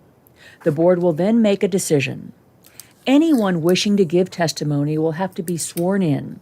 All motions made during these hearings will be made by the Board of Commissioners convened as the Board of Equalization. Pursuant to Idaho Code Section 63501A, only the property owner taxpayer or their legal counsel may appear before the Board of Equalization. You may, however, call witnesses to testify on your behalf within your allotted time frame. We are aware that some appellants may not be able to appear at their scheduled hearing due to our statutory time frame to hear appeals. However, the board does review and consider all documents and information provided when making our decisions. As set forth in Idaho Code 63502, the burden of proof falls to the taxpayer seeking relief to establish that the determination of the assessor is erroneous, including any determination of the assessed value. Otherwise, this board shall uphold the assessed value. It is important to note that if there is a reduction in your taxable value, it does not reduce resources to the governing entities, but in fact shifts the tax burden to other taxpayers in the district. Any adjustment made on your assessment will be in place for the current tax year only. Please understand, after the current tax year, the adjustment will be removed and your property value could change drastically if market conditions warrant it. If you are not satisfied with the BOE's decision, you will have an opportunity to appeal the decision to the Board of Tax Appeals or the District Court. Okay. Anyone wishing to provide testimony at this hearing, please stand and be sworn in. Do you swear the testimony you're about to give is the truth? Okay, Mr. Gary Bates with parcel number R27334520174. You can go either at the desk or the podium, whichever works best for you. I was under the impression that this was a one-on-one meeting at 11 o'clock. I have a 12 o'clock meeting. I have about 10 minutes. Well, that's about, you'll have 3 minutes now, then the assessor will make their decision, then you can have make their presentation, and you'll have 2 minutes to rebut. I have 3 minutes? Yep, 3 minutes. Okay. Well, I've supplied a lot of information to you. The basic fight for years was over the cap rate. And I did everything I was supposed to do on the cap rate. I supplied information. I've provided 3 years of information on what our NOI is. And the assessor thinks it's $30,000 more than what it actually is. I can't change that. My leases are in place. They've been in place for a long time. Regardless of what the market is doing, I can't change it. The other thing is that we don't own what is really a canal district, and I supplied information to Jessica that showed that would reduce the land by 0.17 acres. And then Ada County assessors, or Ada County Highway District bought 1,800 square feet 2 years ago for $8 a square foot. I have a client that they just bought 750 square feet along State Street for $5 a square foot. So the county, Ada County Highway District, and the assessors are really far apart on what the values are. The other thing is we have on the south portion of the property, we have a temporary easement. If that guy sells that property, we lose that easement and lose parking spaces. It's a thoroughfare now, and Ada County Highway District used that thoroughfare to redo the canal. They called it a bridge. But basically, I'm being charged $300,000 or almost $400,000 for excess land. and there's no excess land here. The assessor didn't take into account that I have a outdoor storage client in that would be the north, I think the northwest corner, right? Anyway, and the other thing is, if you look at the picture, the canal runs and leaves a very tiny strip on the other side of the canal, which is really unusable to us.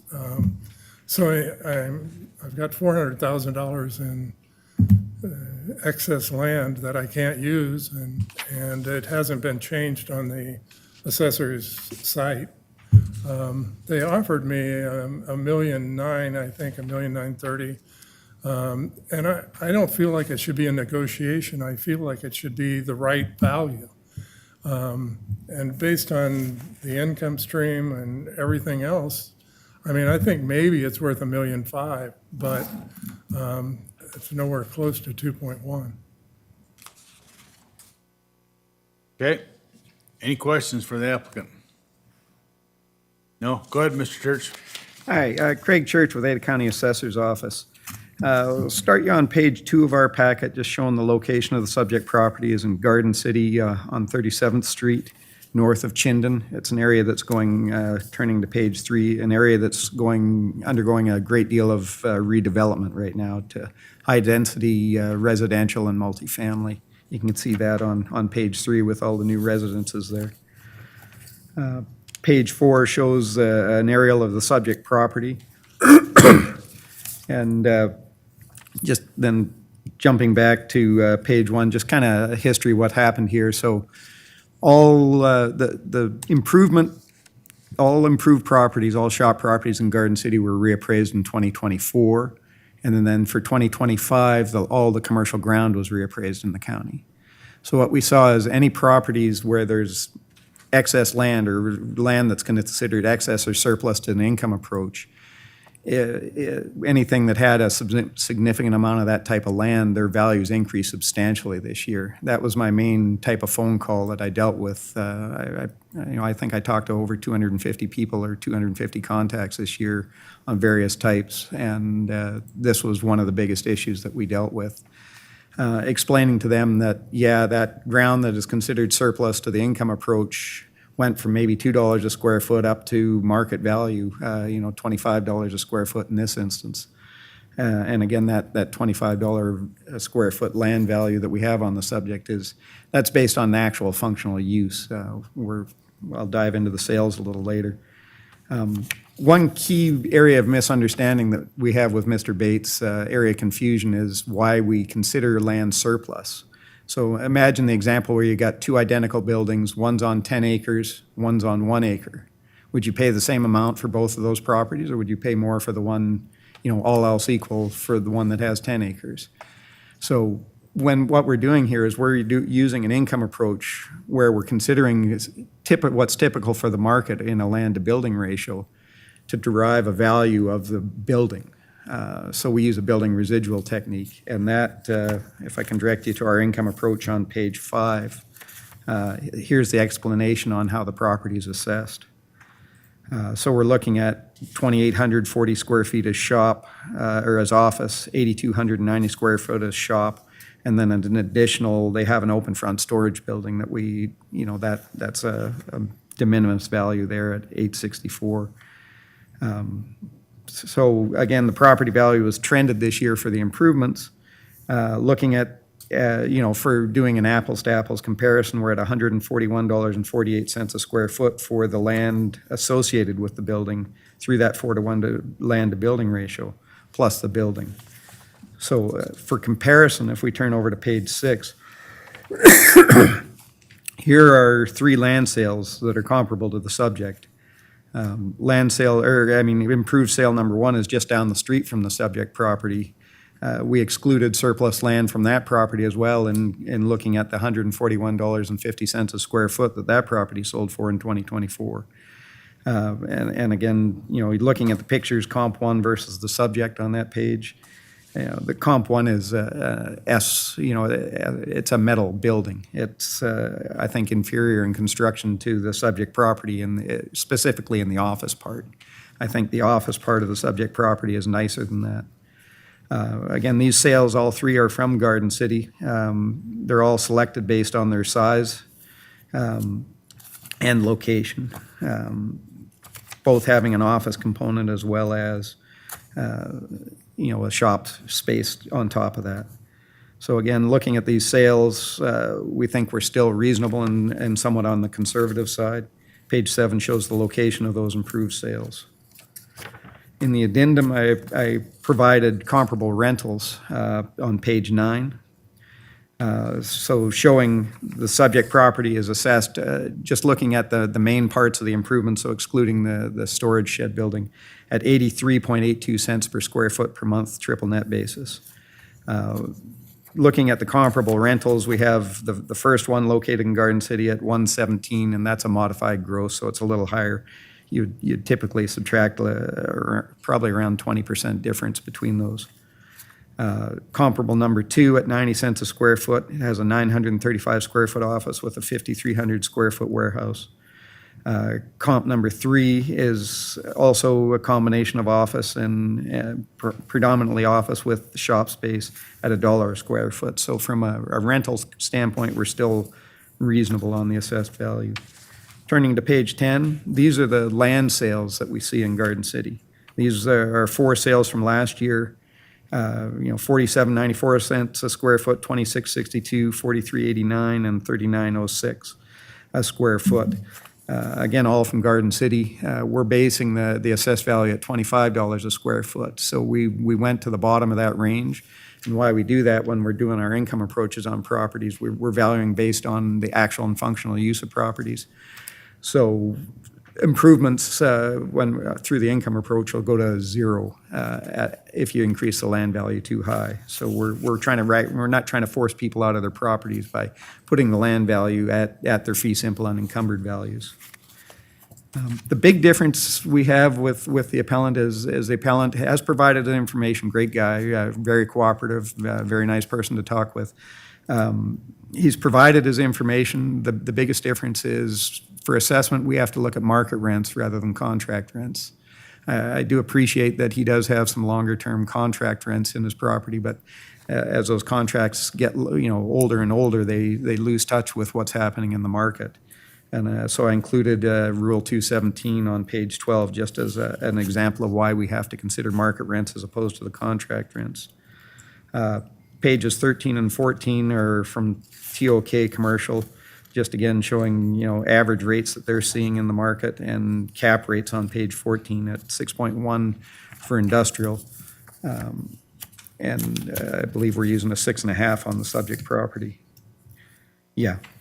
So again, we increased that from last year from 6.25 to 6.5 in our value this year.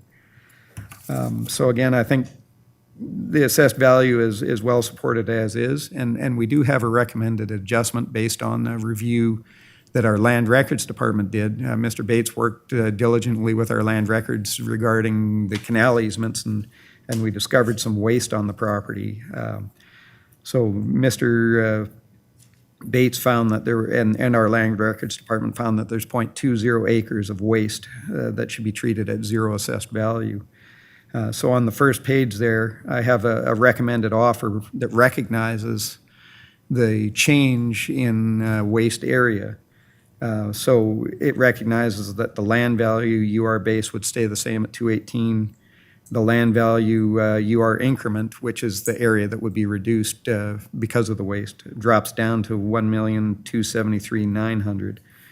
And then show the 2 improvement values there for a total recommended value of the 1,867,600. So that's kind of, I'll conclude from there and stand for questions. Okay, any questions for the assessor? Any questions? Go ahead. Yes, just the question. So the land value adjustment was for? The UR increment only. This one's in an urban renewal district, which of course makes everything more fun. So, so the UR land at 218, or base at 218, no change. And then the UR increment land changes to 1,273,900. So it's a couple $100,000. Okay, thank you. Any other questions? Okay, good. You got 2 minutes. Give me a sort of, Am I hearing that it's now 1867? Yes, sir, 1,867,600. Okay, you haven't changed that on the site. That's a recommendation that we would have to vote on. Two things. I was given something on June 6th that said instead of 141, it was $131 a square foot. I can't change the contract rate. I mean, I can't. There's no way to do it. I guess I could try and buy them out, which would cost me more than the assessed value would cost me, but, I mean, I'd be happy with the 1867 at this point, but, I still feel it's like, he's already told me it's gonna go up significantly next year. And I don't know how he has the crystal ball to tell me that, but, it's not supposed to be done until January 1st. I have to run. I have to be at a 12 o'clock appointment. I'm sorry. I was under the okay, impression it thank was you. a different Well, thank you. format. All right, is there any questions or anything before you leave? Any questions for? No. All right, is there a motion? Mr. Chairman, I move that the Board of Equalization sitting as the Board of Commissioners meeting as the Board of Equalization, accept the assessor's modification and modify the value of parcel number R2734520174 to the land value from 1.4 million to 1,273,900. The other values to be the same, and so the total value would be 1,867,600. Okay, is there a second to the motion? Second. Okay, you've heard the motion. All in favor, say aye. Aye. Aye. Thank you. Motion carries. Thank you. Okay, next up, we have Jake and Erica Upham. And that would be on parcel number R317-907-0320. I will be calling a witness as well. Beg pardon? I will be calling a witness as well. Okay, that's fine. Okay.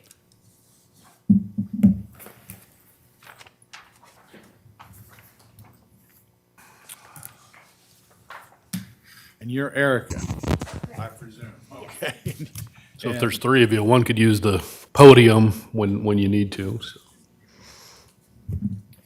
Okay, go ahead. Thank you for hearing us out today. I was here last year to appeal our taxes that jumped up to $331,800. It was a big learning moment for us last year, and this year we became a little more prepared to fight the value that we have been assessed the last 2 years.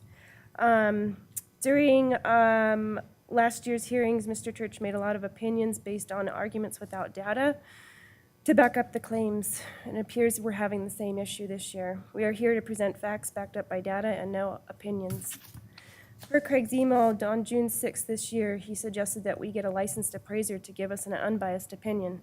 He also states that he would not consider a sale in unit number 2 in our complex that happened October 24th of 24. Due to his opinion, it doesn't meet the market transaction definition. There were multiple unit owners and outside interest that came from Facebook Marketplace advertising interested in the property, but not at the 2023 assessed price that the owner was trying to get for the unit. In an email dated June 17th, Mr. Church stated that he does not do an in-depth appraisal and performs mass appraisals and cannot provide detail that we would get from a fee appraisal. So we contacted Ross Park with Martin and Park to get an appraisal of our unit to understand what the market value was in 2024. We paid $2,600 for this. We were provided with a very in-depth appraisal that included 65 pages worth of information and valued our property at $270, which is significantly different than $348.4.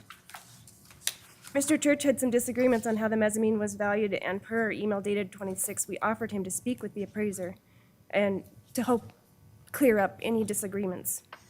I do not believe he took that opportunity. We also verified that the value of the property at as it currently sits with an AC, a mezzanine, and no site condition adjustments, is $270. Mr. Park is here today. I'd like for him to talk on our behalf as well as a witness. Okay, go ahead. Thanks for having me. Just for background, I'm an MAI appraiser, been appraising in Boise since, started as a trainee in '06. We actually, for whatever reason, once you do one of these, it kind of snowballs, you end up doing more of them. So we appraised this twice before it was built, the entire facility. And we've appraised 4 or 5 different facilities for lenders in the market recently. We also appraised, this same developer built one in Cascade that they're currently selling out. We worked on that appraisal before construction started as well. This facility is unique in that it has mezzanine space. So if you just imagine you have a rectangular box, and then in the back of it, they'll put in a set of stairs, and they'll have mezzanine. So when we appraise this property for lenders, we exclude the mezzanine.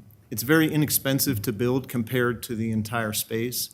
It offers less utility, and the lenders don't want to see that included. And if you do include it, they want a strong explanation. Hey, all the other comps have it. So in our analysis this time, we excluded it. If you think that it adds value, you can say the value of the mezzanine is inherent in the value applied to the main level. We question whether it adds value. None of the other new developments are offering mezzanine space in their new facilities. You can add it afterwards. Oftentimes, someone will buy the unit, and then they'll have their friend build it.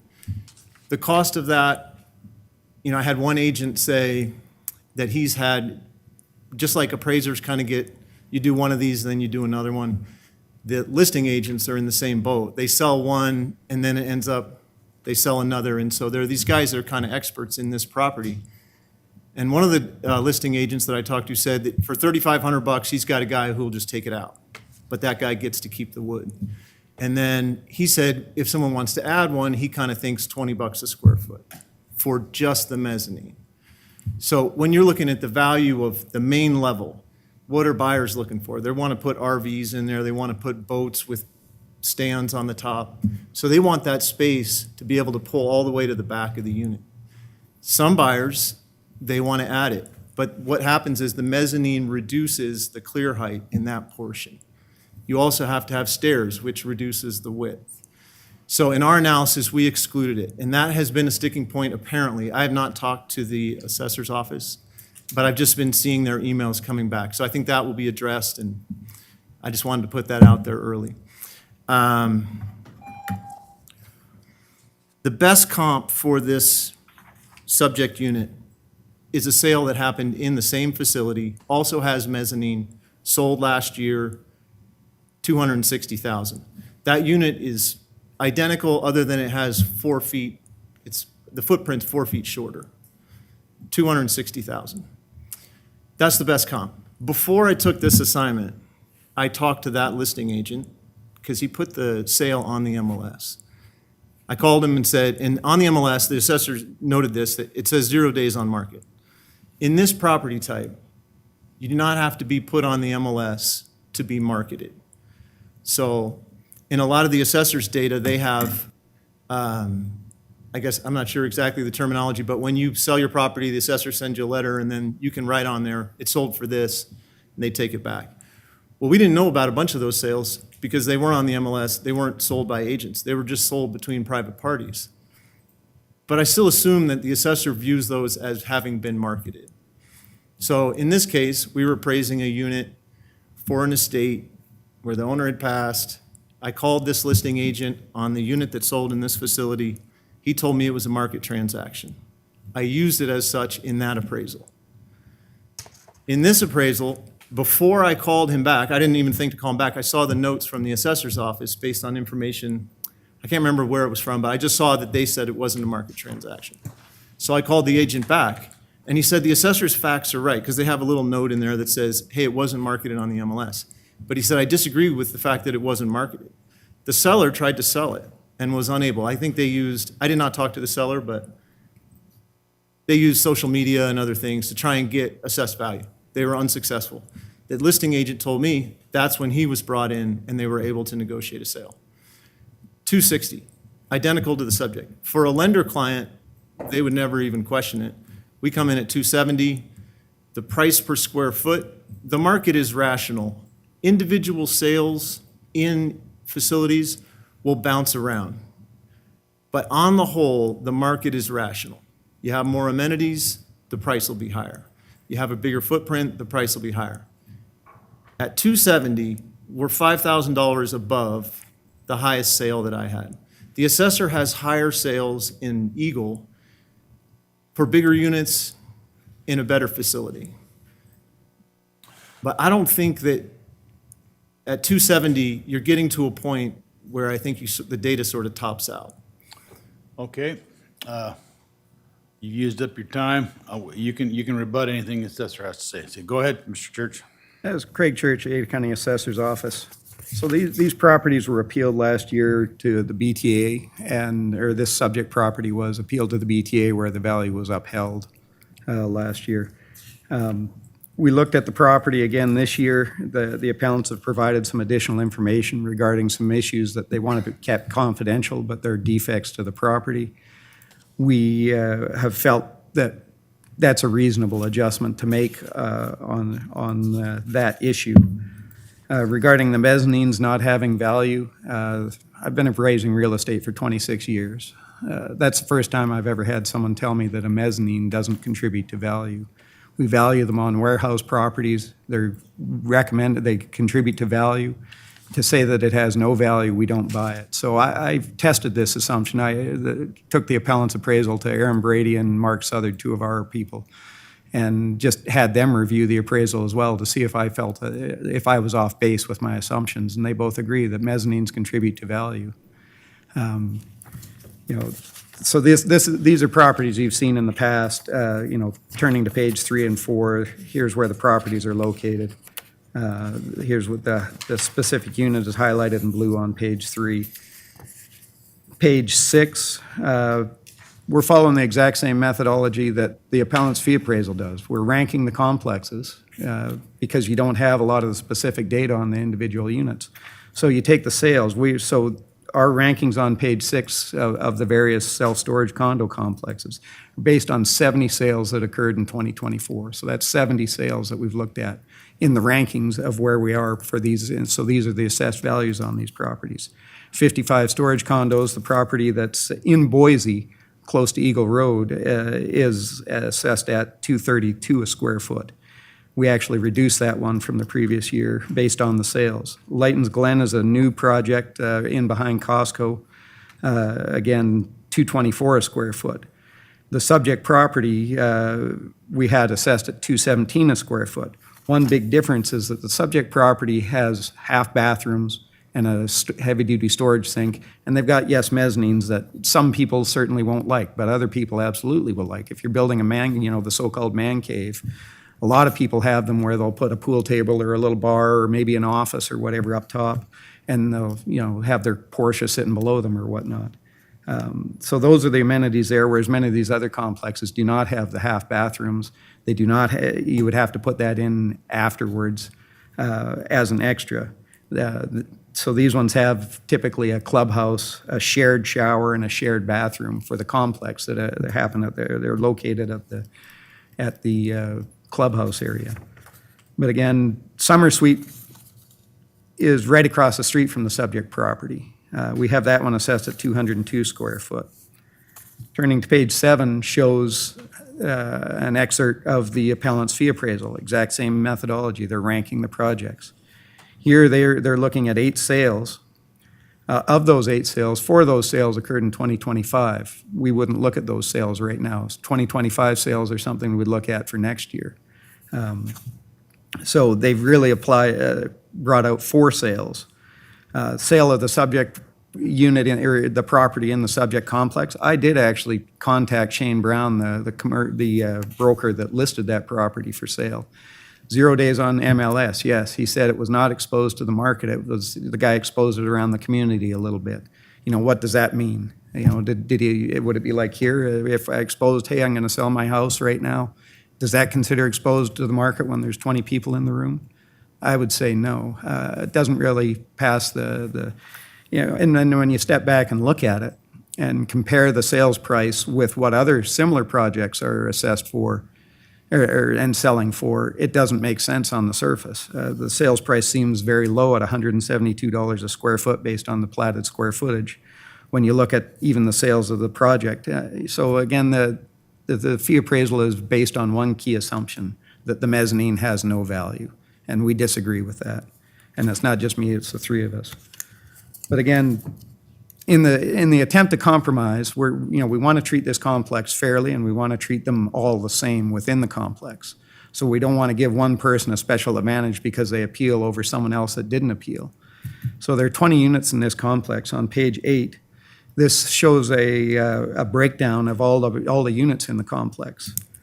It shows you if they appealed or not on the third to right-hand column. Those in light green did not appeal their assessed values. And then those that are highlighted in dark green, those people have accepted the offer in kind of the gray column that's a little blown up there, recommended adjustments. So we made adjustments on these properties, plus we've actually made them on a few more this morning. So the fourth, fifth, and sixth ones down all accepted their offers on their properties today. So net result, we have 9 people have accepted the offers that we've put out there. 7 people did not appeal. 2 no hearings, people that chose no hearing, we haven't heard anything from. And then we have the 2 appeals remaining, this one and then one tomorrow, where those are the only 2 that are going to a hearing that disagree with the values on here. In good conscience, I can't recommend going below our recommended value here because we want to maintain the value within the complex. And our adjustment is based on, so we're trying to meet the appellants, trying to be reasonable on this. So we said, okay, well, what if we took 2/3 of the value of the mezzanine space off? You say it doesn't contribute to value. I disagree, but to meet you meet you more than in the middle, we said, well, let's take 2/3 of the value of the mezzanine off. So that's what we've done in our adjustment here. It works out to a $46,500 adjustment per unit. All the mezzanines are 325 square feet, which makes it easy, thankfully, for all the units are all the same size. So we recommended an adjustment based on removing 2/3 of the value of the mezzanine. We added a cost to cure of $15,000 per unit for the issues that they wish to keep confidential. They did provide us some information saying that the cost to cure was maybe $100,000, which would indicate a $5,000 per unit adjustment. Again, in the interest of trying to get a deal and trying to treat everyone fairly, we rounded it up from $5,000 to $15,000 per unit. And then another different point we have there is we don't know which units have air conditioning and which do and which don't. We're willing to make a recommended adjustment of $5,000 down for those units that do not have air conditioning. We requested people to send us photos, which most of these people have, saying, hey, we don't have it. Last year at our BTA, we discovered that the subject property under appeal now does have air conditioning, so it would not get that adjustment. So again, looking at our recommended values on this sheet, the subject property here is the parcel ending in 320. It's most of the way to the bottom. With recommended indicated a value of $286,900. So that's the value that we are willing to adjust the property to, is that $286,900. And I'll stop there and stand for questions. Thank you. Okay, and what would be your recommendation on the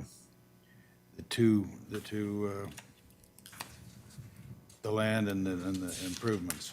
So the nice part about this is it's a condo, so there is no land, so it's just one value. Just one value? Let me just verify that this isn't this isn't an urban renewal district. Yeah, so it would be, the base would stay the same at 6,800. 286,900. And then the urban renewal increment would change to 280,100. Okay. Any questions of the assessor? Okay, go ahead, 2 minutes to rebut. Okay, can I ask him a question that he can respond or no? You can ask me and I'll ask him. Okay, do any of the comps that he used have mezzanine, other than the unit in the subject facility? Okay, you And heard the it- question. No, none of the other comparable sales have a mezzanine. Okay, So we need data to demonstrate that the mezzanine provides value. We don't have that data.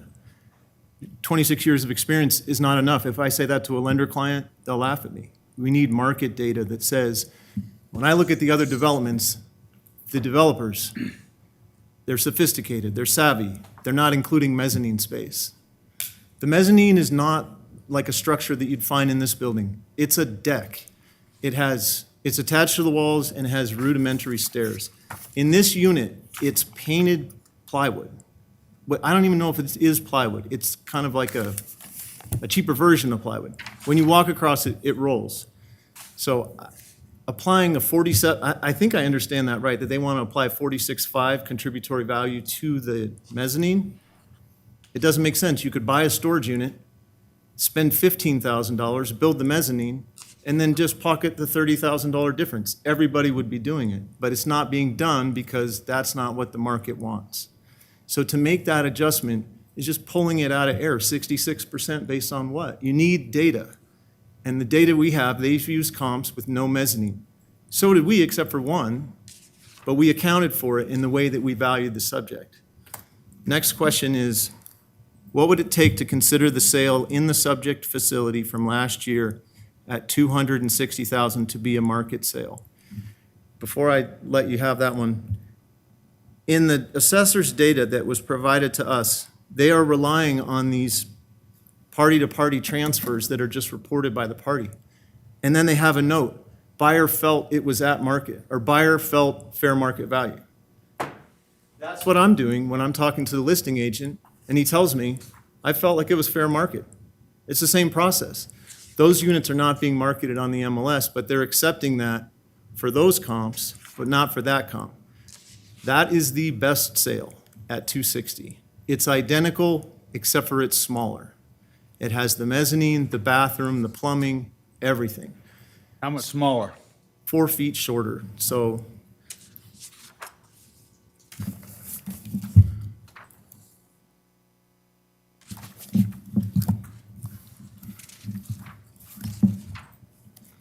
Sorry.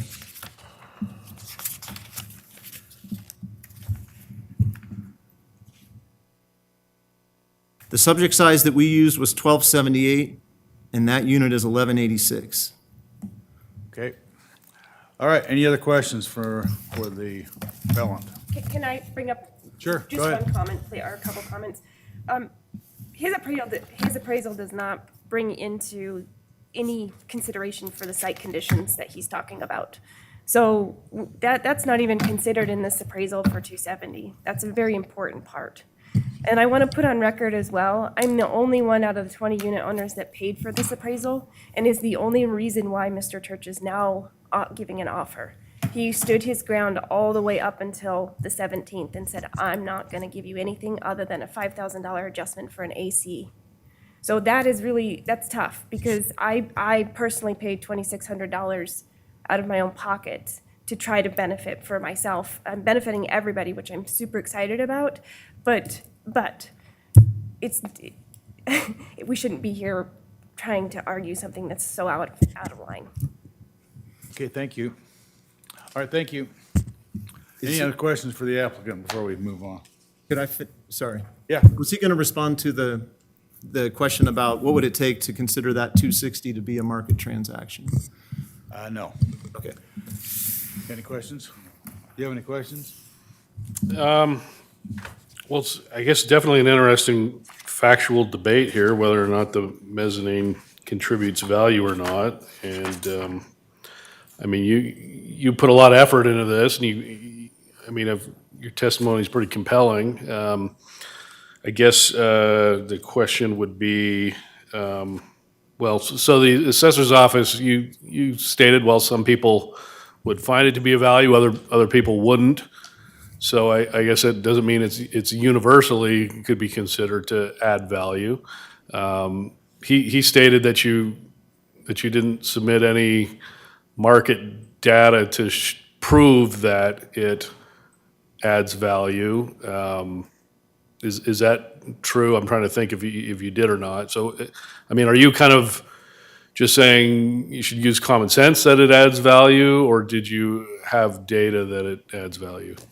Sure. So to clear one thing up, the appellant has provided no data as well saying that it doesn't contribute to value, that it does not contribute to value. The appellants have provided no data that supports the counter argument either. We're looking at it, why would you build it, why would you plat it? It appeals to certain segments of the market. If you look at pages 18, 19, and 20 of our presentation, you can judge for yourself. Look at the photos. That shows on page 18, that is the mezzanine space. They've enclosed it in, they've added windows. They use it as an office and a storage based on what it appears on the photos on page 19. We see a lot of flex buildings, small flex buildings like this, where they definitely like a mezzanine so they can have an office that's separate from the area that they're working in. Page 20 is the man cave type of concept. These are photos from the internet, not from the subject property, but just showing that there is a segment of the market that does like to have a mezzanine. We know that several units in the principal complex have mezzanines, but we can't get in them to figure out who they are. They were built after the project was built. But one of our former employees retired from here, knows a lot of the people there, and they do have built mezzanines in the past, so there is demand for them. Why would you spend money to build it in the first place? Sorry. I have an answer to that. Oh, and we also had, so the appellant had mentioned something about us not recognizing an adjustment. So we are recognizing a $15,000 per unit adjustment, whereas the data they provided supported a 5,000 unit adjustment. So we're giving them 10 grand extra on that adjustment. And the appraiser for the appellant was confused on the adjustment we're making on the mezzanine. We're taking 2/3 of the value off. So we're adjusting 2/3 of the value of that mezzanine. We're subtracting that from the value. And to point out, looking at property number 2, the property that sold for $260,000 is assessed at $266,900, and the owners agree that's a fair value. They were very thankful that we adjusted the value to that. That's on page 8. So they're in agreement. They're the ones who bought the property, and they think that the assessed value is fine at $266,900 on our recommended values. So I think I answered everything there. All right, any other questions? I think that's a 2/3 reduction is probably warranted based on, I mean, I guess the question would be, should it be 100%? But I'm just thinking back to the case we previously had the other day where the homeowner had a smell from a recycling plant, and I said, well, isn't it common sense to assume that would diminish the value? And the assessor's office says, well, we don't have any data, so we weren't able to use common sense in that case. And then, so in this case, are you saying we should use our common sense that it adds value? Yeah, with the photos we presented and seeking second and third opinion from fellow appraisers, we all concluded that it definitely does add value. But for the sake of reaching a deal, we're willing to waive 2/3 of that value to make everyone happy. Okay, anything else? No. Okay, the appraiser has recommended a reduction to 286,900. That's 17,000 more than what you suggested, correct? Okay, is there a motion? 286,900 for the total value? Yeah. That's what they recommended, yeah.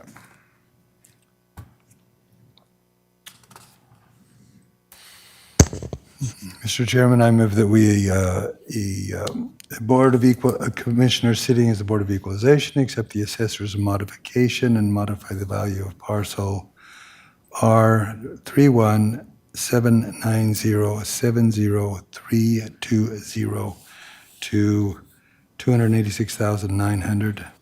Correct? Is that the figure you threw out there? Oh, sorry, yeah, 286,900, yes, sir. Yep. And authorize the chair to sign the documents on behalf of the board. Is there a second to the motion? Second. All right, you've heard the motion. All in favor, say aye. Aye? Aye. Aye. Motion carries. Thank you. Okay, we have next up Robert Haggett.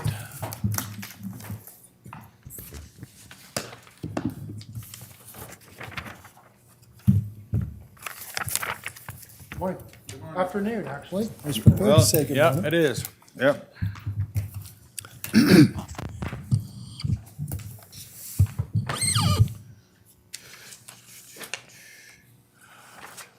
Okay.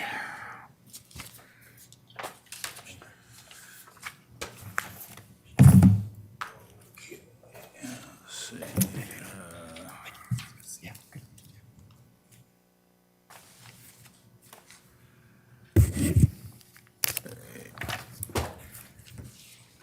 Okay, so we'll take up Mr. Robert Haggard, parcel number R837-337-0300. Go ahead, Mr. Haggard. Yes, Board, thank you very much for this time up here. I've been in the business for 25 years and have always had very productive and civil discussions with the assessor's office over the years of doing this. This is my first time in front of the board to go to the next level because over the last 25 years, anytime I've gotten to a point on a value of a property that I felt was being assessed higher than what it should, I've exchanged information with the assessor's office with rental rates. We've discussed cap rates. We've discussed expense ratios. And we've always been able to get to a point where we could agree on those different variables.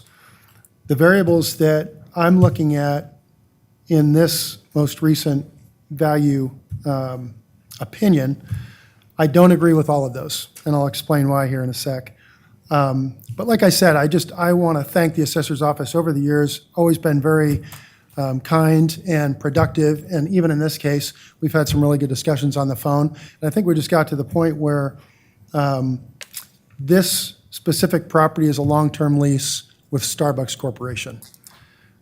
The best coffee operator, in my opinion, in the world, the most successful, not the best, I'm not going to say that, but the most successful. And I think that's kind of hard to dispute. So if we look at this property, my current lease, which is still in place, the second term of this, or I'm sorry, it's the last 2 years of the original term, the current rental rate, gross rent is $115,500 per year, which equates to $52.50 per square foot. There's 2 years remaining on that portion of the lease, and then Starbucks has the option, if they are successful in that location, to renew for an additional 5 years at a rate that's $57 per square foot. So that's 2 years from now. So as a building owner, I've got a locked-in rate for the next 7 years that's substantially below the so-called market rate. So my question is, how does the assessor's office determine what market rate is? So obviously, they go out and they pull comps on retail, drive-through, coffee shop, and get as detailed and specific as possible. And recently, we've all noticed that there have been many new competitors in the market, Black Rock Coffee, Dutch Brothers Coffee, lots of smaller coffee shops that get built. Oftentimes, with those two competitors, those are smaller buildings that in the last few years are substantially more expensive to build per square foot because you still have site work, utility connection fees, all of those things. The building size might be 800, 900, 1,000 square feet. So you end up getting a per square foot cost on rent, which the rent of these properties from the development standpoint, developer goes out, buys the land, builds the building, leases the property back to that operator at a rent factor, so we can make money. So that rent factor might be 8%, 9%, 10% of overall cost. And so if you look at the rent of a Black Rock Coffee or a Dutch Brothers Coffee, you're going to see those rental rates in the $70, $80, $90, $100 per square foot range. I would argue that is not a comp to this building. I would also argue that that's not a comp for a replacement value of this building. So at some point, there's an opinion that plays into determining that market value. We'd all like to believe that it's very scientific, and it certainly is to a certain point. With this property, I'm locked in for the next 7 years at a rental rate that's below $60 per square foot. So I'd like to make an assumption that 2 years from now, let's assume that Starbucks does not exercise their option to renew, and I'm sitting on this building and I was receiving $52 per square foot per year. What would the replacement tenant be? On page 3 of what the assessor's office has put together, they're stating that in their opinion, that replacement tenant would pay $70 per square foot in rent. Who would pay $70 per square foot in rent? Another coffee shop operator? Because the retail rates, as shown on page 7, according to both Colliers, Thornton Oliver Keller, Cushman and Lee and Associates, are in the low $20 per square foot range. So I'll cut to the chase here. I think that that $70 per square foot rate is substantially higher, and I could never get that from another coffee shop operator. If Starbucks can't be successful here, there's not another coffee shop operator that's going to be successful in this building. So I would argue that this value should be based on the current rent that's being paid by the tenant and the agreeable cap rates and expense ratios that we've discussed. Okay, thank you. Go ahead. Hello, Chairman, Commissioners. My name is Tom Lovelace, commercial appraiser in the Ada County Assessor's Office. The subject is a drive-through coffee shop occupied by Starbucks. The property is located near the intersection of Highway 44 and Edgewood in Eagle. It was built in 2016. The subject was reappraised for the 2023 tax year and was adjusted based on market trends for 2024 and 2025. The income approach was used based on market rents to support the assessed value. Page 2 of my presentation is an aerial view of the property. Page 3 is an income summary report, which details the manner in which we determined the property's value for 2025. I've applied an annual square foot lease rate of $69.60 for 2,178 square feet. After adjusting for 5% vacancy and collection loss, 7% for expenses, then applying a 6.25 cap rate, the value is $2.2 million, $2,242,900. I think this was probably the contentious part of me and Mr. Haggett was the state tax code 63208 on page 4. It pertains to the market value and the duty of the assessor. In 2023, verbiage was added to explicitly detail the use of market rent, not contract rent. Page 5 is the Idaho State Tax Commission Rule 217, which further defines appraisal procedures as it relates to the tax code 63208. Once again, define that values must use market, not contract. Page 6 shows a different view of the subject's value and comparable lease rates and sales for similar spaces. The second box shows a couple of actual lease rates that are found in the market. Box 3 are sales of drive-through properties, and box 4 are listings of drive-through properties. The most similar property to the subject shown in each of the lower 3 boxes is the Black Rock Coffee. It's located on Eagle Road, south of Overland. It's tucked behind an Idaho Fitness and considered inferior due to its location and visibility.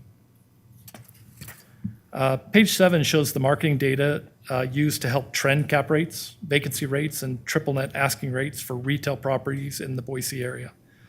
Cap rates on average have ticked up in 2024, while vacancy rates continue to fall and asking rents continue to rise.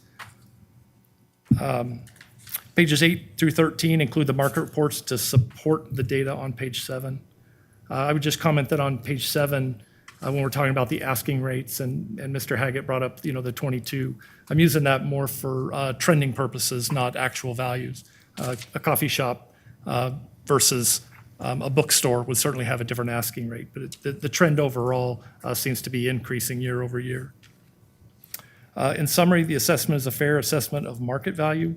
After review of comparable income and sales, I recommend no change to the assessed value. Thank you. Okay, you have 2 minutes to do a rebuttal?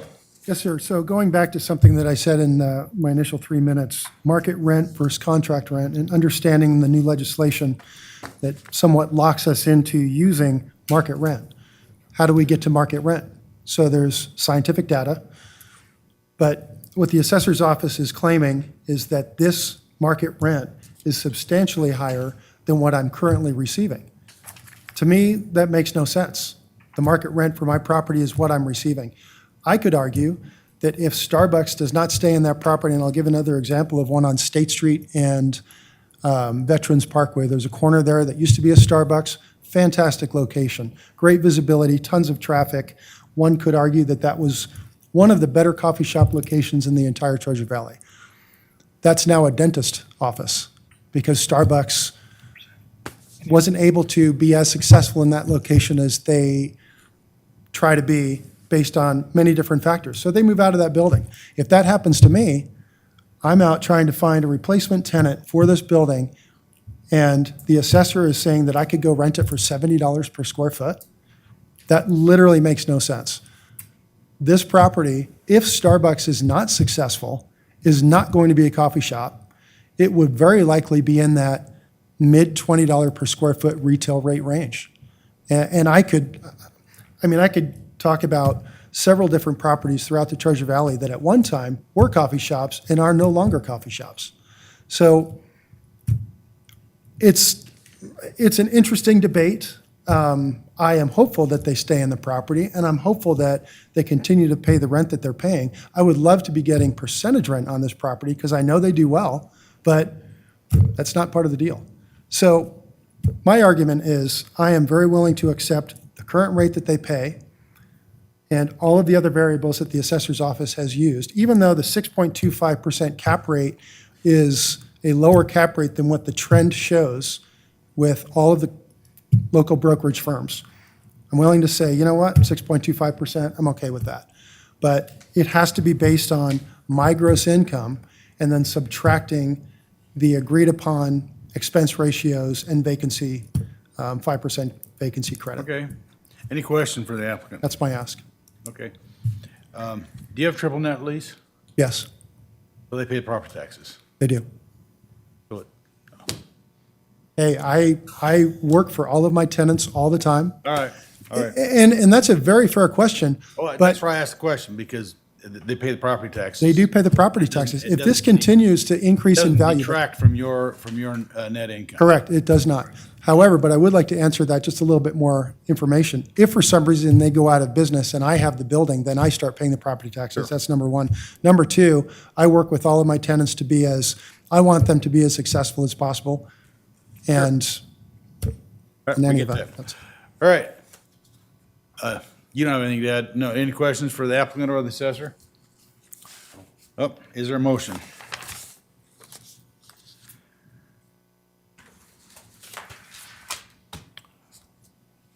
Did he give his presentation?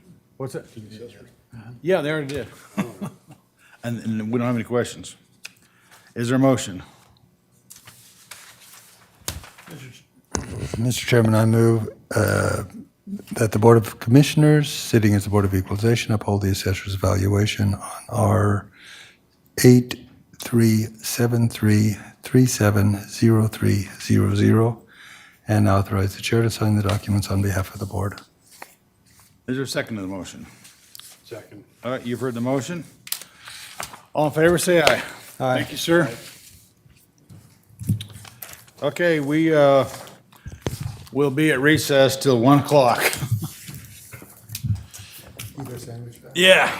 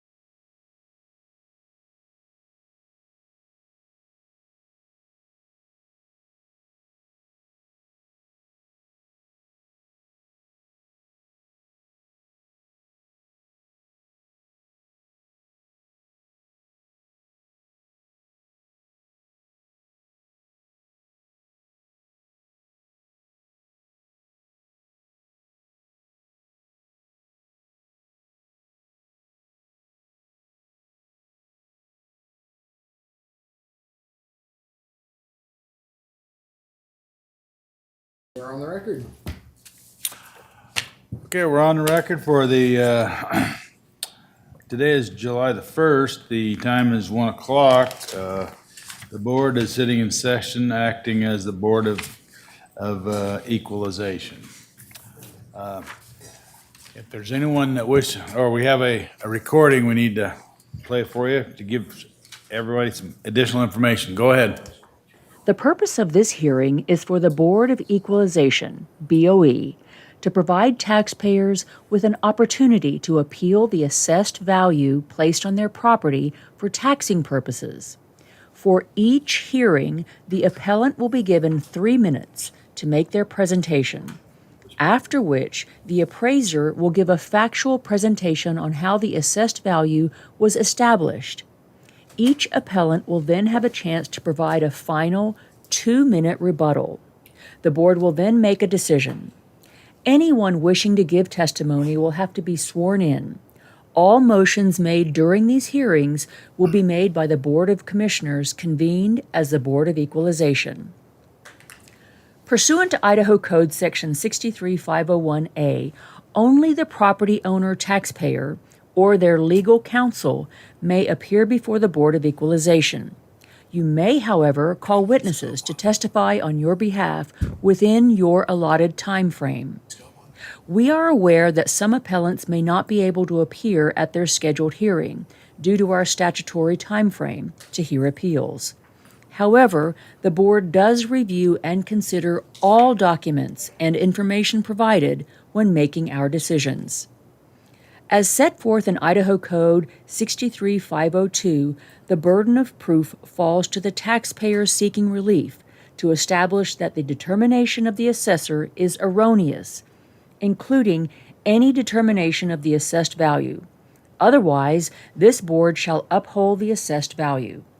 It is important to note that if there is a reduction in your taxable value, it does not reduce resources to the governing entities, but in fact shifts the tax burden to other taxpayers in the district. Any adjustment made on your assessment will be in place for the current tax year only. Please understand, after the current tax year, the adjustment will be removed and your property value could change drastically if market conditions warrant it. If you are not satisfied with the BOE's decision, you will have an opportunity to appeal the decision to the Board of Tax Appeals or the District Court. Okay, anyone wishing to provide testimony at this session, please stand and be sworn in. Do you swear the testimony you're about to give is the truth? I do. Okay, thank you. Okay, the first case we'll take up is Mark Johnson on parcel number S150-141-17450. Either where you want. You can take the podium or you can take the either one. Okay. Sit down there, make sure the microphone is closer to you so it can be heard. Okay, thank you. As indicated, you'll get 3 minutes to make your first presentation, and the assessor will make their presentation. You have 2 minutes to rebut. So go ahead. Okay. First, thanks for listening to me today. This is about a piece of property I purchased at auction in 2015 for $75,000. As I understand it, the former owner wasn't able to sell the property traditionally due to the access limitation it has. That's a 20-foot wide access easement. So they put it up for auction. I was aware of the issue when I purchased the property, but my thought was that I could probably cure the issue and increase the value. Been trying to do that for 10 years. I've approached the adjacent property owner, Kilkenny Properties, at least a dozen times regarding moving the access easement to the edge of their property. It used to go right through the middle of their undeveloped property. They agreed to that. We finally got that done last year. Regarding widening or other solutions, they're not interested. I've talked with them about swapping some of my property for his, purchasing some of their property. He's not interested. I've also met with the city of Boise a number of times, the Parks and Rec Department, because some of the Boise's undeveloped properties also sits adjacent to mine. Talking about an agreement that would allow access through the Idaho Ice World parking lot and then through their undeveloped area. They're not interested in doing that. Talk with them about purchasing my parcel for future development. Since it's next to Idaho Ice World, they're not interested in doing that. I've talked with them about swapping my property for a piece of unwanted city-owned property. No interest. So I've been trying to cure this access defect for 10 years now. Also, I guess my feeling right now is that the property is undevelopable and unmarketable due to that issue. I've had 5 potential buyers express an interest in the property. In every case, the access issue caused them not to make an offer to purchase. Last year, Rocky Mountain Development, a respected local development company with a history of overcoming obstacles like this, spent several months trying to cure the access issue. They worked with the adjacent property owner, they worked with the city. They couldn't cure it, so they lost interest.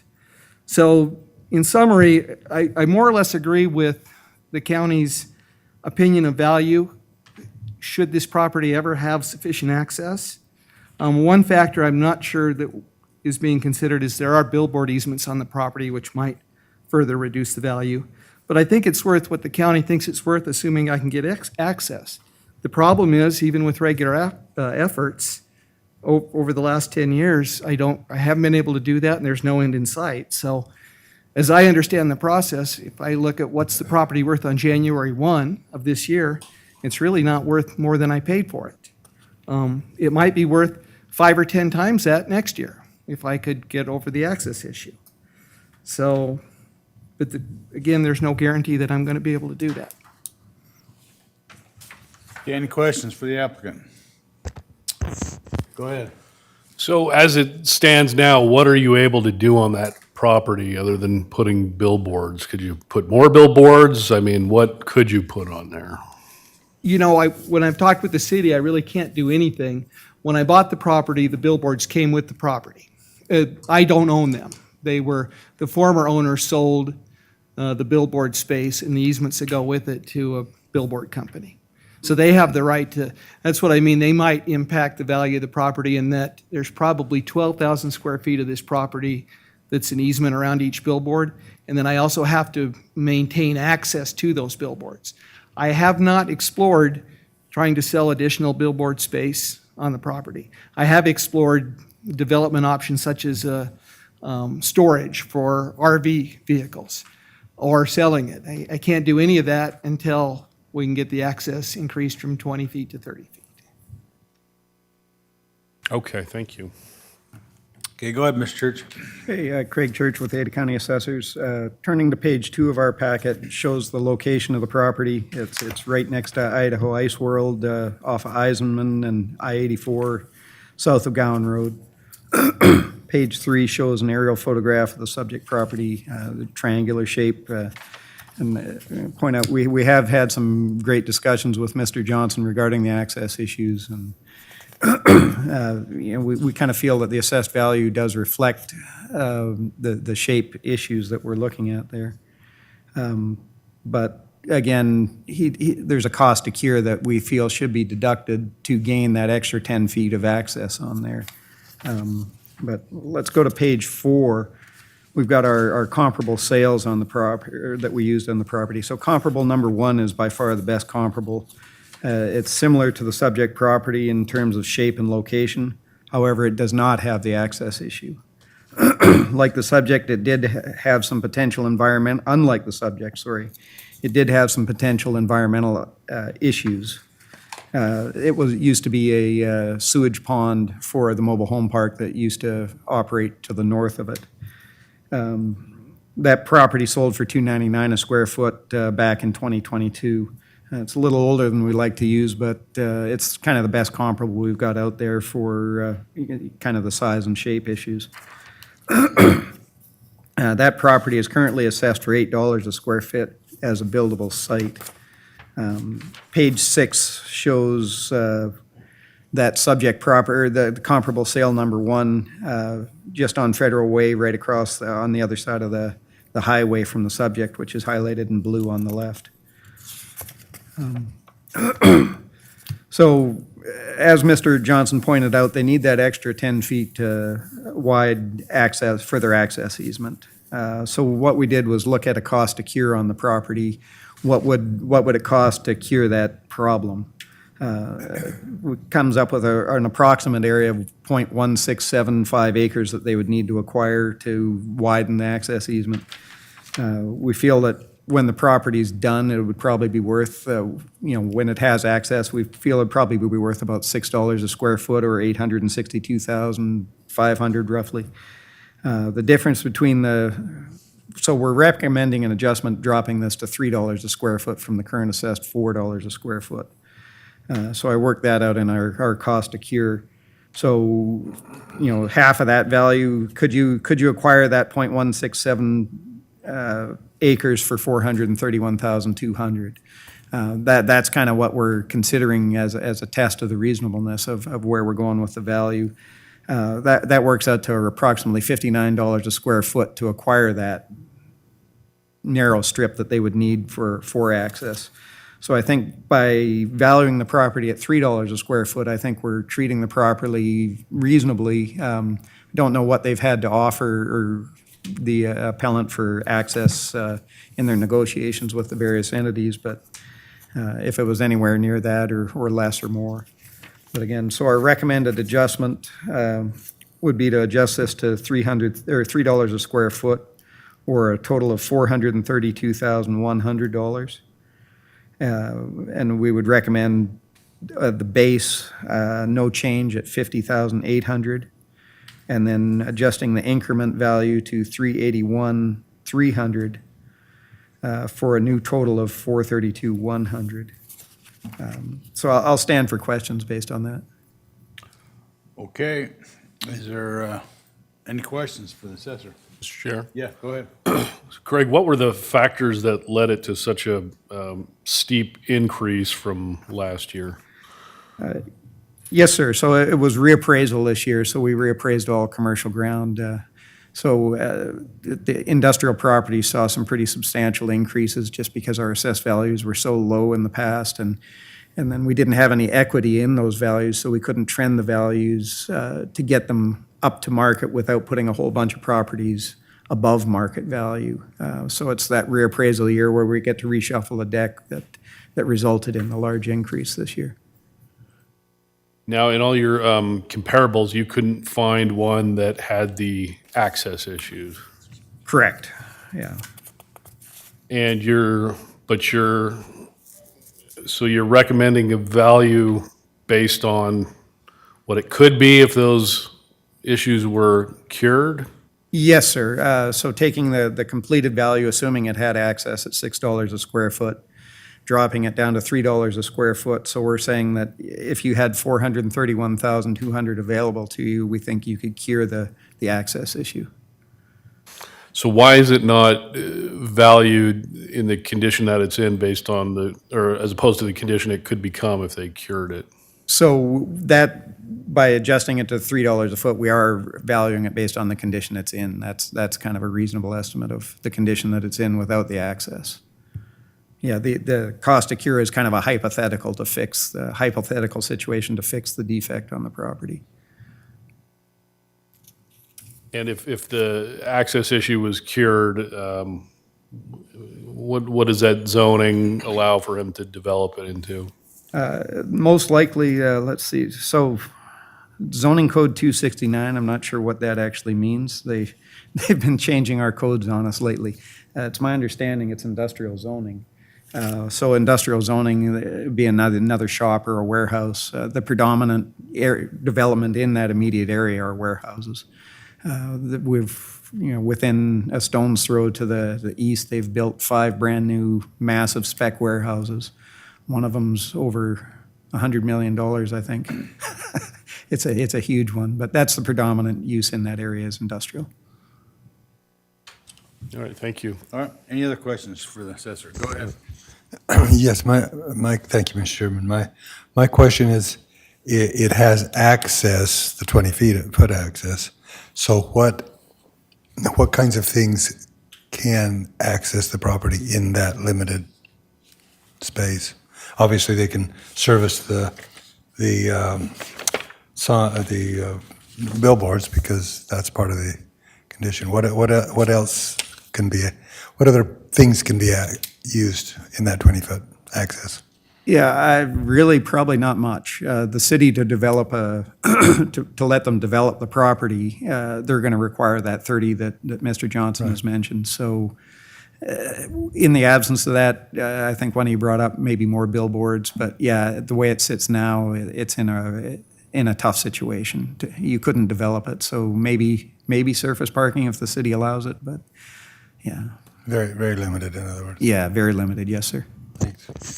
Okay. Go ahead, Mr. Johnson. You can have 2 minutes to rebut. I guess my only thoughts are that I don't disagree with what, the property might be worth if I can cure this access issue. And 10 years ago, I thought I could, but I've tried for 10 years, haven't been able to. Approach that adjacent property owner with all sorts of options, including compensation. He won't give me a number. I've basically said, what do you want for the extra 10 feet? He's basically just not interested. He doesn't want to talk about it. He might have development plans that push him right up to the edge of that. So I guess I'm looking at this like I wouldn't, if I knew that in a few years I could cure this issue, I probably wouldn't contest this. I just don't know when or if I'll ever be able to cure it. And given that, I have to look at it like, what's it worth today or on January 1st? And like I say, I don't think it's worth much more than I paid for it until I can cure the issue. Okay, any questions for the applicant? Well, for the assessor's office again, I guess just help me understand, because like as a regular person looking at this, you go, this is a dead piece of property, you can't do anything with it, so why is it worth anything? Why is it even worth, $188,000 that it was last year? I mean, he has to pay taxes on it, and he has to pay to maintain the grass, and he can't realize any income, so why is it not worth zero? Yeah, it's a great question, and the way it sits right now, it may be, based on the uses right now, there are no uses available. It's strictly as a speculative piece on what you could potentially do for it, gaining overcoming the defect of the property and getting the access. So at the end of the day, you say, you do your own math of that, saying, all right, it's going to be worth, if I can fix that, it's going to be worth X, and what's it going to take me to get there? So, with our offer to, adjust there, I think we've, at $59 a square foot, if they offered that, I wonder if the neighbor would accept that for the easement. If you offered them, say, hey, I need this 10-foot wide and just an easement, not a fee simple purchase. If I gave you $59 a foot for that, would you take it? And that would cure the issue with the access. And for the appellant, did you do any research, or do you have any sort of comparables to your situation that could help and kind of bolster your case? I don't. I think it's almost one of a kind. Probably not. I'm sure there's other properties with access issues, but I couldn't find any comparables. Just one more point. I have actually offered, one of the many offers I've made to the adjacent property owner is to buy that 30-foot strip, fee simple, and let them have an access easement across my property should they want to develop their property down the road. So I've approached this any number of ways that I could think of, not just expanding the easement, but other options. And what's going on their property? Well, they have multiple parcels. I saw their name up there about a dozen times on a list earlier. This is, I'm going to say 2/3 of their property is developed. It's utility trailer. It's Kilkenny Properties that owns it. It's called utility trailer. They're using roughly 2/3 of the land they own. They've got another third of it, I could be wrong a little bit, that's just vacant land, I think, for future development. And my only thought as to why they're so resistant to this is that, again, maybe their development plans include pushing a future building or what they need to do right up to the edge of the property. Because given the size of the parcel, his vacant land is 200 or 300 feet wide. So you wouldn't think an extra 10 feet for an access easement would be that significant for them, but they're not interested. I'm going to try again this year. And I may go at him with instead of asking him for a number, I may go at him and say, here, let me make you an offer to increase this from 20 feet to 30 feet and see what he says. Mr. Chairman? Yeah, go ahead. So, excuse me, from the picture, it looks like there are two billboards on there now, correct? Correct. What's your income from the billboards? None. I don't own the billboards. So when I bought the property, I knew this, it came without the billboards. So the billboard land, I guess not the land, but the billboards had been sold to a billboard company, and they have the right to the income off the billboards. Each of the billboards sits on an easement that I have to stay off of, but also have to allow access to. So it really takes the developable portion of this 3 acres down to closer to 2, let's say, because I have to leave access for those billboards. Okay. So you're paying the property tax on it, but the billboard company gets I'm paying the property tax on it. on their easement property. Yes, I believe so. And paying the property tax on the approximate 3 acres. For the full parcel. Yes. Can you put up more billboards on your property? You know, I have never explored. My gut tells me maybe not, because the proximity between, you start stacking them too close together and you probably can't read them from the freeway. There might be room for 1 or 2 more. I've never explored that. Thank you. Okay. All right, thank you. Thank you. We have before us parcel number S15014117450. Is there a motion? Well, Mr. Chair, I would say that I think the appellant has a good argument. Unfortunately, without a lot of data to, bolster his case, I think we have to go with the assessor's determination. And I think I would be willing to make a motion to accept their recommendation to reduce it down to $3 a square foot, which would give some relief there. Again, just as a regular citizen, you look at that and go, well, this land's worth 0, but obviously all land's worth something. And so since the assessor has got the data to back up his claims, then I would make a motion to modify the assessor's valuation. So I'd move that the Board of County Commissioners, sitting as the Board of Equalization, modify the valuation on parcel number S150141740 to the recommendation of $3 a square foot, or $432,100. This is an urban renewal.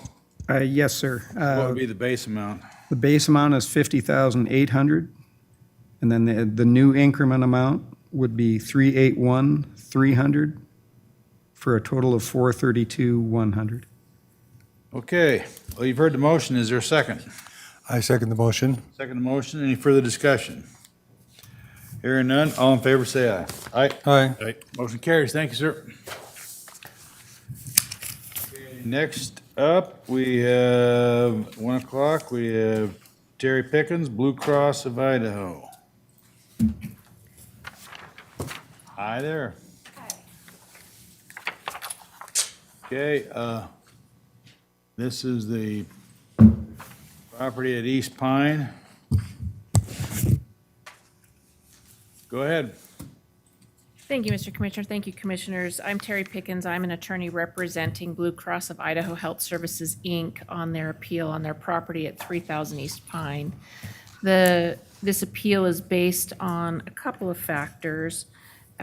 First and foremost, the valuation for the proposed valuation of $42,606,200 is not in line with comparable properties that have one recently sold, well, both recently sold or acquired and reassessed by the assessor's office. And I'll start first and foremost with the Albertsons headquarters. The Blue Cross property is almost identical in nature and form to the Albertsons headquarters, because it is a single owner occupied property. This is not a tenant, multiple tenant used property.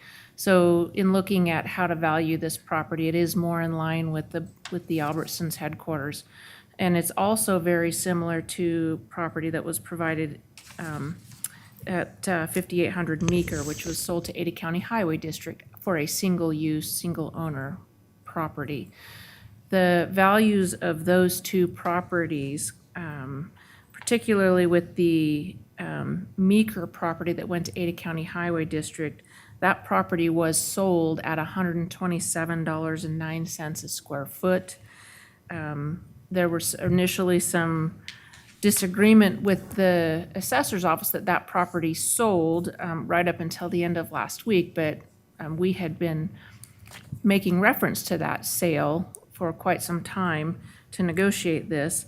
If the commissioners looked at the Meeker sale in relation to the Blue Cross property, which again are both single-use headquarters for large companies, the $127 a square foot would be a $30,285,000 value, fair market value for the Blue Cross property. If then you also can look at the Albertsons property, the Albertsons headquarters on Park Center, again, almost identical in use and form, single owner occupied space. That was assessed at $138.53 a square foot for 2025. So even if you round it up to $140 a square foot for the Blue Cross property, that value is still only $33,362,000. So with the Blue Cross property, it is being vastly over-assessed, overvalued compared to the two most recent sales that could possibly be used for that comparable approach. So I do appreciate that last year it was assessed at 41 a year before that, but there's no justification why there shouldn't be an adjustment on this particular property when the two most recent sales for almost identical like properties are so much lower at $127 and $138 a square foot. So Blue Cross is just asking the Board of Equalization, you commissioners, to reduce that value down to at least the Albertsons value, but more in line with the Meeker property, which is $127 a square foot. Thank you. Okay, any questions for the applicant? Okay, go ahead.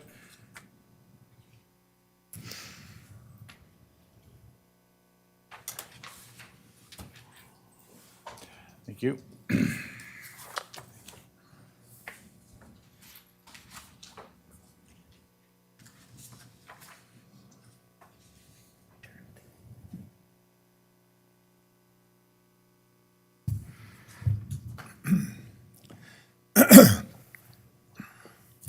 Good afternoon, Commissioners. My name is Bill Dunlap. I'm a commercial appraiser at the Ada County Assessor's Office. The subject property is Blue Cross of Idaho corporate offices located in North Meridian Market area at Eagle and Pine Avenue. The complex consists of 4 multi-story office buildings with top-level mezzanine level areas at 9,500 square feet that are not included in the total office area of 238,300 square feet. These mezzanine areas are given similar to storage area in value.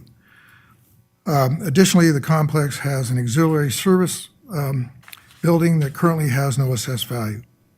The value of this building is, this auxiliary service building is implicit in the rents given to the office buildings. The subject property was reappraised for the 2024 tax year and had a minimal assessed value increase of 0.5% for 2025. On page 2, is the income approach summary report that shows the details of the calculations made to determine the assessed market value for 2025. The income approach was used based on market data for rents, expenses, vacancy, and capitalization rate to support the assessed value. Page 3 is an aerial view of the property, buildings, parking lots, and open space on the north and west portions of the property. Page 4 is a list of rent comparables which indicate a market range for larger square footage office space to be in the plus or minus $23 a square foot to $27 per square foot range for a sole full-service rate. Note the subject is assessed based on $17 per square foot basis, which is below the market indicators. Comparables 6 and 7 are shown here to provide a reference that the subject is at $10 to $11 when converted to triple net. This would be among the lowest rental rates in Ada County. Full-service lease rates include all building expenses paid by the landlord, whereas triple net lease rates have most buildings' expenses, at least the taxes, maintenance, and insurance, paid by the tenant. This rental rate difference is generally about $6 to $8 per square foot to convert to triple net. Page 5 lists the building permit, Page 5 lists the building permit construction costs from 2019 to 2023 for a total of about $15.5 million, indicating the subject has been extensively remodeled and renovated over the years. Page 6 is the overall office lease rates for full-service rents. The range is from $22.76 to $24.77 with a 5.5% vacancy. Once again, the Blue Cross office complex is assessed at $17 full service, which is below this reported range. On page 7 is the average Boise metro statistical area capitalization rate of 6.1%. That's published by one of the largest commercial brokerages locally, which is Colliers. This building is currently assessed using a base 6.5 cap rate, then loaded with a 7.04% by removing the property taxes from the expenses. Please note the higher capitalization rate, the lower the value. And the 6.5 is obviously below 6.1 that's published by Colliers. On page 8 is the legal structure that Ada County commercial appraisers operate under. We often refer to commercial property taxpayers to these statutes when they question our use of market data instead of actual rents, vacancy, and expenses to calculate the assessed value. Ada County uses market rents, expense ratios, and cap rates, and vacancy factors to calculate the assessed value. After review of the data and the income approach used for the assessed value, I would recommend no change to the assessed value. If I could also address the two sales that the appellant brought up. Excuse me. Actually, the two comparables that the appellant brought up. First one, the Albertsons settlement. It was actually a court settlement. It wasn't a sale. And of course, a court settlement may or may not reflect actual market value. The property also had issues with deferred maintenance and condition. So it isn't a property that would be a typical appraiser would use as comparable when trying to find market value for any commercial property. As far as the sale for the Meeker property on 5800 Meeker, the location is drastically different. This is out by the HP campus on Cloverdale and basically to Chinden. And the subject property, of course, has an excellent location on Pine and Eagle in Meridian. So they're really not comparing apples to apples here. And we really need to, in appraising commercial property, we really need to be looking at market rents, expenses, vacancy, and cap rates to come up with value. Thank you very much. Okay, thank you. Applicant? Thank you, Mr. Commissioner. Commissioners, just in response, I do want to address the way that the assessor came up with the value under the lease approach, this is not a leased building. It's not a multi-use leased building. This is a single owner occupied building.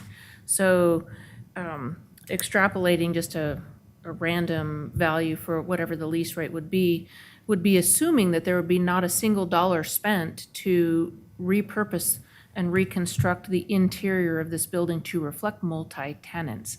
There's a cafeteria, there's an atrium. These are all facilities that would have to be completely reconstructed to become a multi-use, multi-tenant facility. So it really isn't comparable to suggest that that's the methodology that you should take.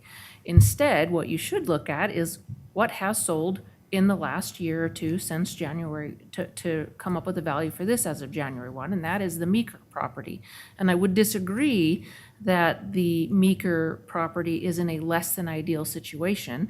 It's up by HP. It's actually in a commercial and industrial area with a lot of traffic. The Pine location is no better or worse simply because it is off of Eagle Road. They're within 2 miles of each other, frankly. So to suggest that the location is the reason why it should garner, $10 to $15 more a square foot simply doesn't make any sense. So what the commissioners I'm asking you to do is actually look at what has sold and how they have assessed almost identical or similar properties, and that is between $127 and $138 a square foot. We're obviously asking for a $30,285,000 assessment, but at a minimum, it should be assessed the same as the Albertsons property, which is the $33,362,000. Thank you. Okay, thank you. Any questions for the applicant? Go ahead. Actually, this is for the assessor, I believe. So the market value change for this property is 0.57. What is the general rate of increase in other commercial property values in the county? Well, first of all, that would be dictated, of course, for office properties only, what we're looking Correct. at. And 2.34, excuse me, 0.5% would be significantly lower, especially because this last year, we reevaluated all commercial land. So it went up significantly more for other commercial properties. I can't give you an average or a medium amount that office properties went up last year, though. I don't have that at hand. May I address her comments regarding the properties? Go ahead. I strongly disagree with the fact that the locations are similar. Being on Eagle Road, just off the 84, is an excellent location, lots of traffic. Being out by Chinden is inferior as far as being a commercial property and having exposure. And it's on Meeker, it really isn't even on Chinden. As far as valuing the property as a single-use property, this property of Blue Cross has 4 individual buildings. So it doesn't have to be one single-use tenant. Each one could be 4 different tenants, or even more, split it to be more than that.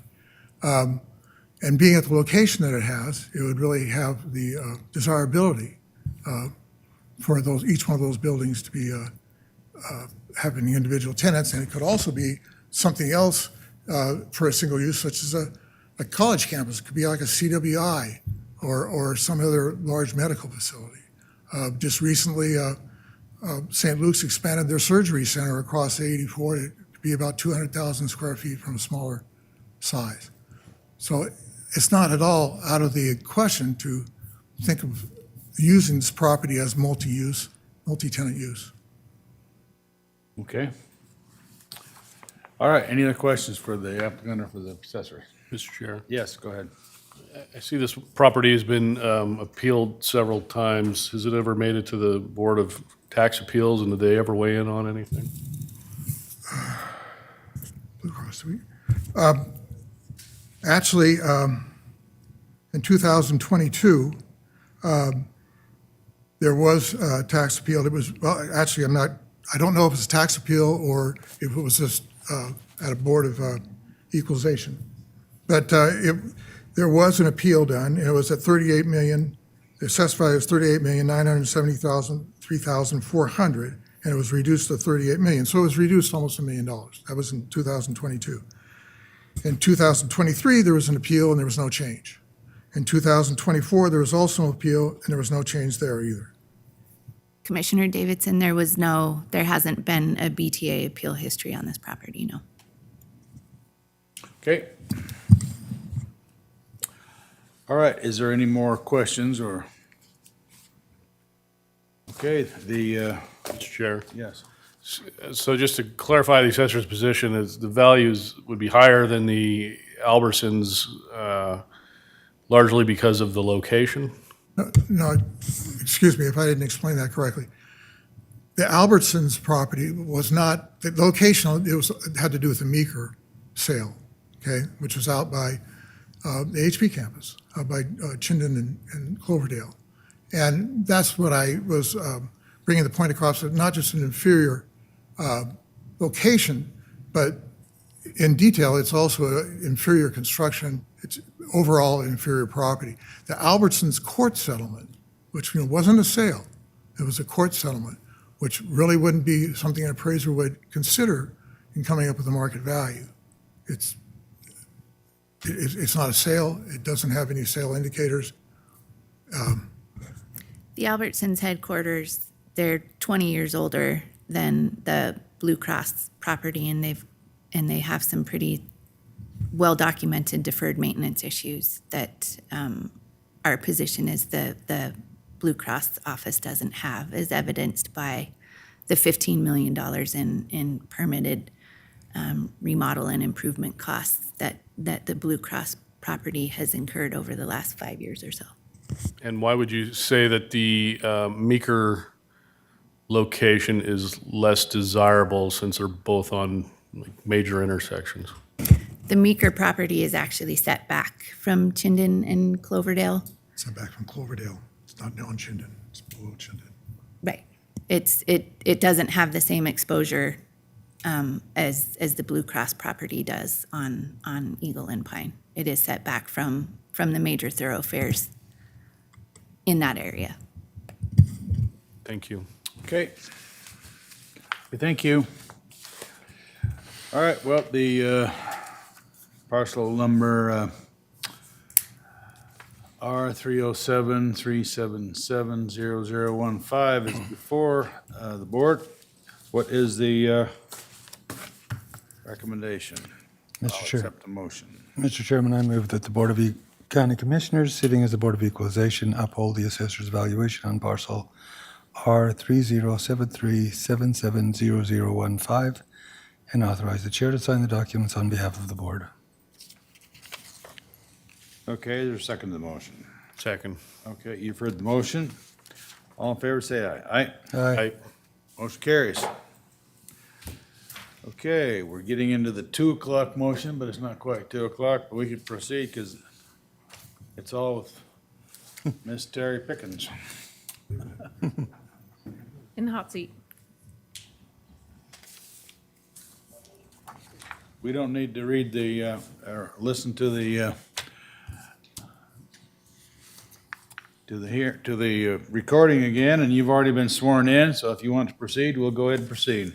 Thank you, Mr. Commissioner. Commissioners, we are appealing the 5 valuations for the floors in the Clearwater building, the building right down in the Grove. The basis for the appeal is there were several market adjustments across the downtown corridor in the buildings 8th and Main, 10th and Idaho. Okay, and- before we get to that, your first one up was the Broadway Park one. Oh, I apologize. And so I- what- Huh? You want to, and I have a note here that that's been withdrawn, am I correct on that? Yes, you are correct. We have withdrawn the Broadway Park appeal. My apologies. Okay, so we'll, you need a motion? The appeal's withdrawn? All right, we need a motion, so go ahead, Ms. Let's hear it, let's get a motion. The appeal's withdrawn, so we'd have a motion to just to accept the values, correct? Correct. All right, Mr. Chairman, yes. I move that the Board of Commissioners, sitting as the Board of Equalization, accept the Valuation. The evaluation and accept the withdrawal of the application for appeal. And authorize the chair to sign the documents on behalf of the board if there are any documents that need to be signed. All right. Is there a second to the motion? I'll second that. Okay, motion is made and seconded. All in favor, say aye. Aye. Aye. Motion carries. Okay, now we'll take up the City Center Plaza LLC. Now, you got a number of different parcel numbers. I guess there's a number of different properties there. It's office condominium complex in one building. Right. So those are listed as separate parcels in one building? Yeah. 5 separate parts. Okay, so we'll take out the first parcel first. All listed in one package here. Okay, It's all Sure. one tenant. okay, go ahead. Are these all going to be argued Yes. simultaneously, so you, Yep, all together. So go ahead. Okay, Ms. thank you. Pickens. Thank you, Mr. Commissioner. Thank you, Commissioners. Okay, back to the Clearwater Building, which is owned by City Center Plaza LLC. Again, I'm Terry Pickens, representing them in this appeal. The appeal is for the 5th, 6th, 7th, 8th, and 9th floors. The 5th through the 7th floors are assessed a bit higher. The 8th and 9th floors are assessed slightly lower because the square footage is a little bit lower. So across the board in general, however, the reason that this appeal has been made is because the surrounding buildings and adjacent buildings and almost touching buildings, the US Bank Tower, the 8th and Main Tower, and also the Wells Fargo Building were all reassessed this year and reduced by a value of 3.85%. The Clearwater Building, however, was not. There was no adjustment made to that, just that building. That building alone was not subject to the reduced amount. The appeal that is before the commissioners basically maintains the values from last year. They used the same methodology as last year. There's really not been any change in the assessor's position on the Clearwater Building, and there's been no explanation as to why the surrounding buildings were given this 3.85% reduction, but Clearwater was not afforded that same reduction. Given that that position and how they have viewed the comps and the ways that the leases were handled, there really is no explanation as to why Clearwater shouldn't be treated with its neighbors and given that same reduction. For the 5th through the 7th floors, they're all valued at $6,99,800. The reduction for the 3.85% that everyone else in town got would reduce them to $5,864,958. For the 8th and 9th floors, which are smaller in square footage, the values of the assessed value for 2025 is $5,151,600. If you subtract out the 3.85% that the other downtown office complexes received, that would result in a reduction to $4,953,263 per floor. And there are really no indications or indicators why this building was treated any differently. Substantial amounts of money were put into 8th and Main. Substantial amounts of money have been put into the US Bank Building and the Wells Fargo Building. The Clearwater Building, again, quite frankly, is no different than those existing buildings and should have been trended with the remainder of the downtown core. So we're asking the commissioners to apply that 3.85% reduction to the Clearwater Building that its neighbors received literally across the Grove Plaza. Thank you. Okay. Go ahead. Thank you. The Clearwater Building is a 9-story office building built in 2016 at a cost of approximately $70 million. The floor spaces are currently broken out as individual condominium offices for each floor that can be bought and sold separately. 5 of these office condos are under appeal here, floors 5 through 9. The condo offices are currently leased to Clearwater from LN Citigroup, an investment firm in Seattle. Although this property has been appealed in 2017, 2018, 2019, 2020, 2021, 22, 20, excuse me, not 22, 23, 24, and 25, the sales price has never been disclosed of the 2019 sale. The building is currently 100% occupied. The other office condominiums in the building are owner-occupied. On the first page, which you're looking at now, is a list of the 5 condominium office condos with the total office area at the bottom right, as well as the property record for the condo unit on the 5th floor. There has been no increase in the assessed value of any of these condo units for the tax year of 2025. In other words, it's the same as 2024. On the next pages, you'll see aerial views of the subject property, which begin with the definition of the downtown area and where the subject is located, right in the middle of city center. That is also shown on the second aerial with this rather exclusive area very close to the Capitol. And then the third page, of course, is a oblique view of this exclusive location. Page 9 is the income summary valuation for the condo units with the parcel numbers ending in 290 and 300. Page 10 is the income summary valuation for condo units with the parcel number ending in 250, 270, and 280. Those 3 were the slightly larger units. There's 3 larger units and 2 smaller units. Page 11 is the income approach summary report for all 5 units, which shows the details of the calculations made to determine the property assessment for 2025. The income approach was used based on market rents to support the assessed value.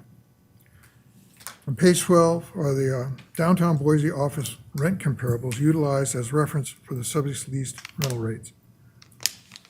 Comparables indicated concluded market value for the subject in the at the 28 square foot range per square foot full service, which converts into about a $20 per square foot triple net. This is also the market rent used in the income approach that is supported by the rents in the building on these 5 condo units provided by a confidential rent roll that was provided. In conclusion, the market rents we use in the income approach are well supported. Once again, the difference with full service and triple net rents is full service. The landlord pays for the building maintenance services, taxes, and insurance. In triple net, the tenant pays for those expenses. On page 13 is the average Boise MSA capital rate and vacancy rate published by one of the largest brokerage firms locally, Colliers.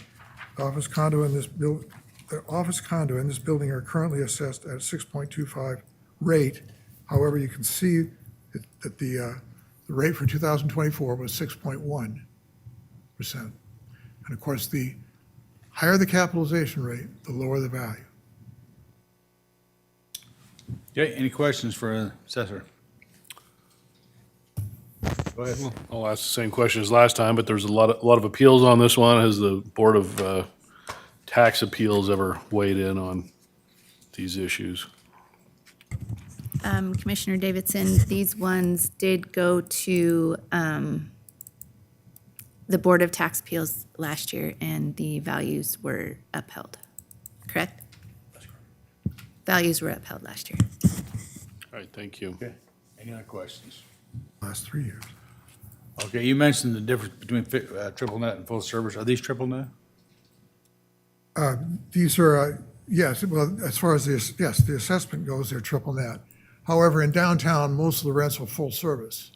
So we have to convert from full service to triple net. That's the way it's done in the assessor's office, generally done. Right. But that calculation is pretty easy to calculate. Okay. Ms. Pickens, you want to rebut? Yes, thank you. To answer the question, Commissioner Davidson, they were appealed to the Board of Tax Appeals last year. there was an appraisal done, an MAI certified appraisal done of those properties that put them substantially lower than the assessed value even this year. The assessed values for that appraisal were $4,490,000 for the bigger spaces and $4,010,000 for the smaller spaces. While the board did uphold the valuation, this year's appeal is based on the 3.85% reduction that everybody else got. There was a reduction across the board for these types, for the 3 or 4 main buildings in the downtown core. In looking Mr. at Chair, this, let me just add, did the assessor address that issue? Why there seems to be disparity between this building and the others with the 3%? If you did, I missed it, but. I received a no comment on that. That, literally, that's what I was, they were not going to comment on the other buildings. So, We stratify office, actually, pretty much all commercial properties, any number of ways. Sometimes it's age, sometimes it's size is taken into account. The Wells Fargo building is larger than these units. It's older. We haven't done a super deep dive into answering that question, but just on the surface, I'm assuming that those two factors might have something to do with it. thank you. It wasn't just the Wells Fargo building, it was the US Bank Tower, the 8th and Main. So it was all the buildings except Clearwater. And, frankly, it's, if you look at how they calculated the lease, these are triple net leases. The way that it was calculated, their own math doesn't really support the valuation that they come up with. There's no reason why, under all circumstances, a 3.85% reduction wouldn't be appropriate for Clearwater as it was for everyone else in town. Okay, any other questions? Okay, no questions. Any questions of the assessor? All right, so we'll take up these one at a time because we have a number of parcels, but they're all pretty much the same. So first parcel we'll take up is parcel R886160,250. Is there a motion? Mr. Chairman, I move that the Board of Commissioners sitting in the Board of Equalization uphold the assessor's evaluation on parcel number R8886160250 and authorize the chair to sign the documents on behalf of the board. Is there a second to the motion? Second. Okay, you've heard the motion. All in favor, say aye. Aye. Aye. Motion carries. Next parcel we'll take up is parcel number R886160,270. Mr. Chair, I move that the Board of Commissioners, sitting as the Board of Equalization, uphold the assessor's valuation on parcel number R8886160270 and authorize the chairman to sign the document on behalf of the board. I second the motion. Okay, you've heard the motion. All in favor, say aye. Aye. Aye.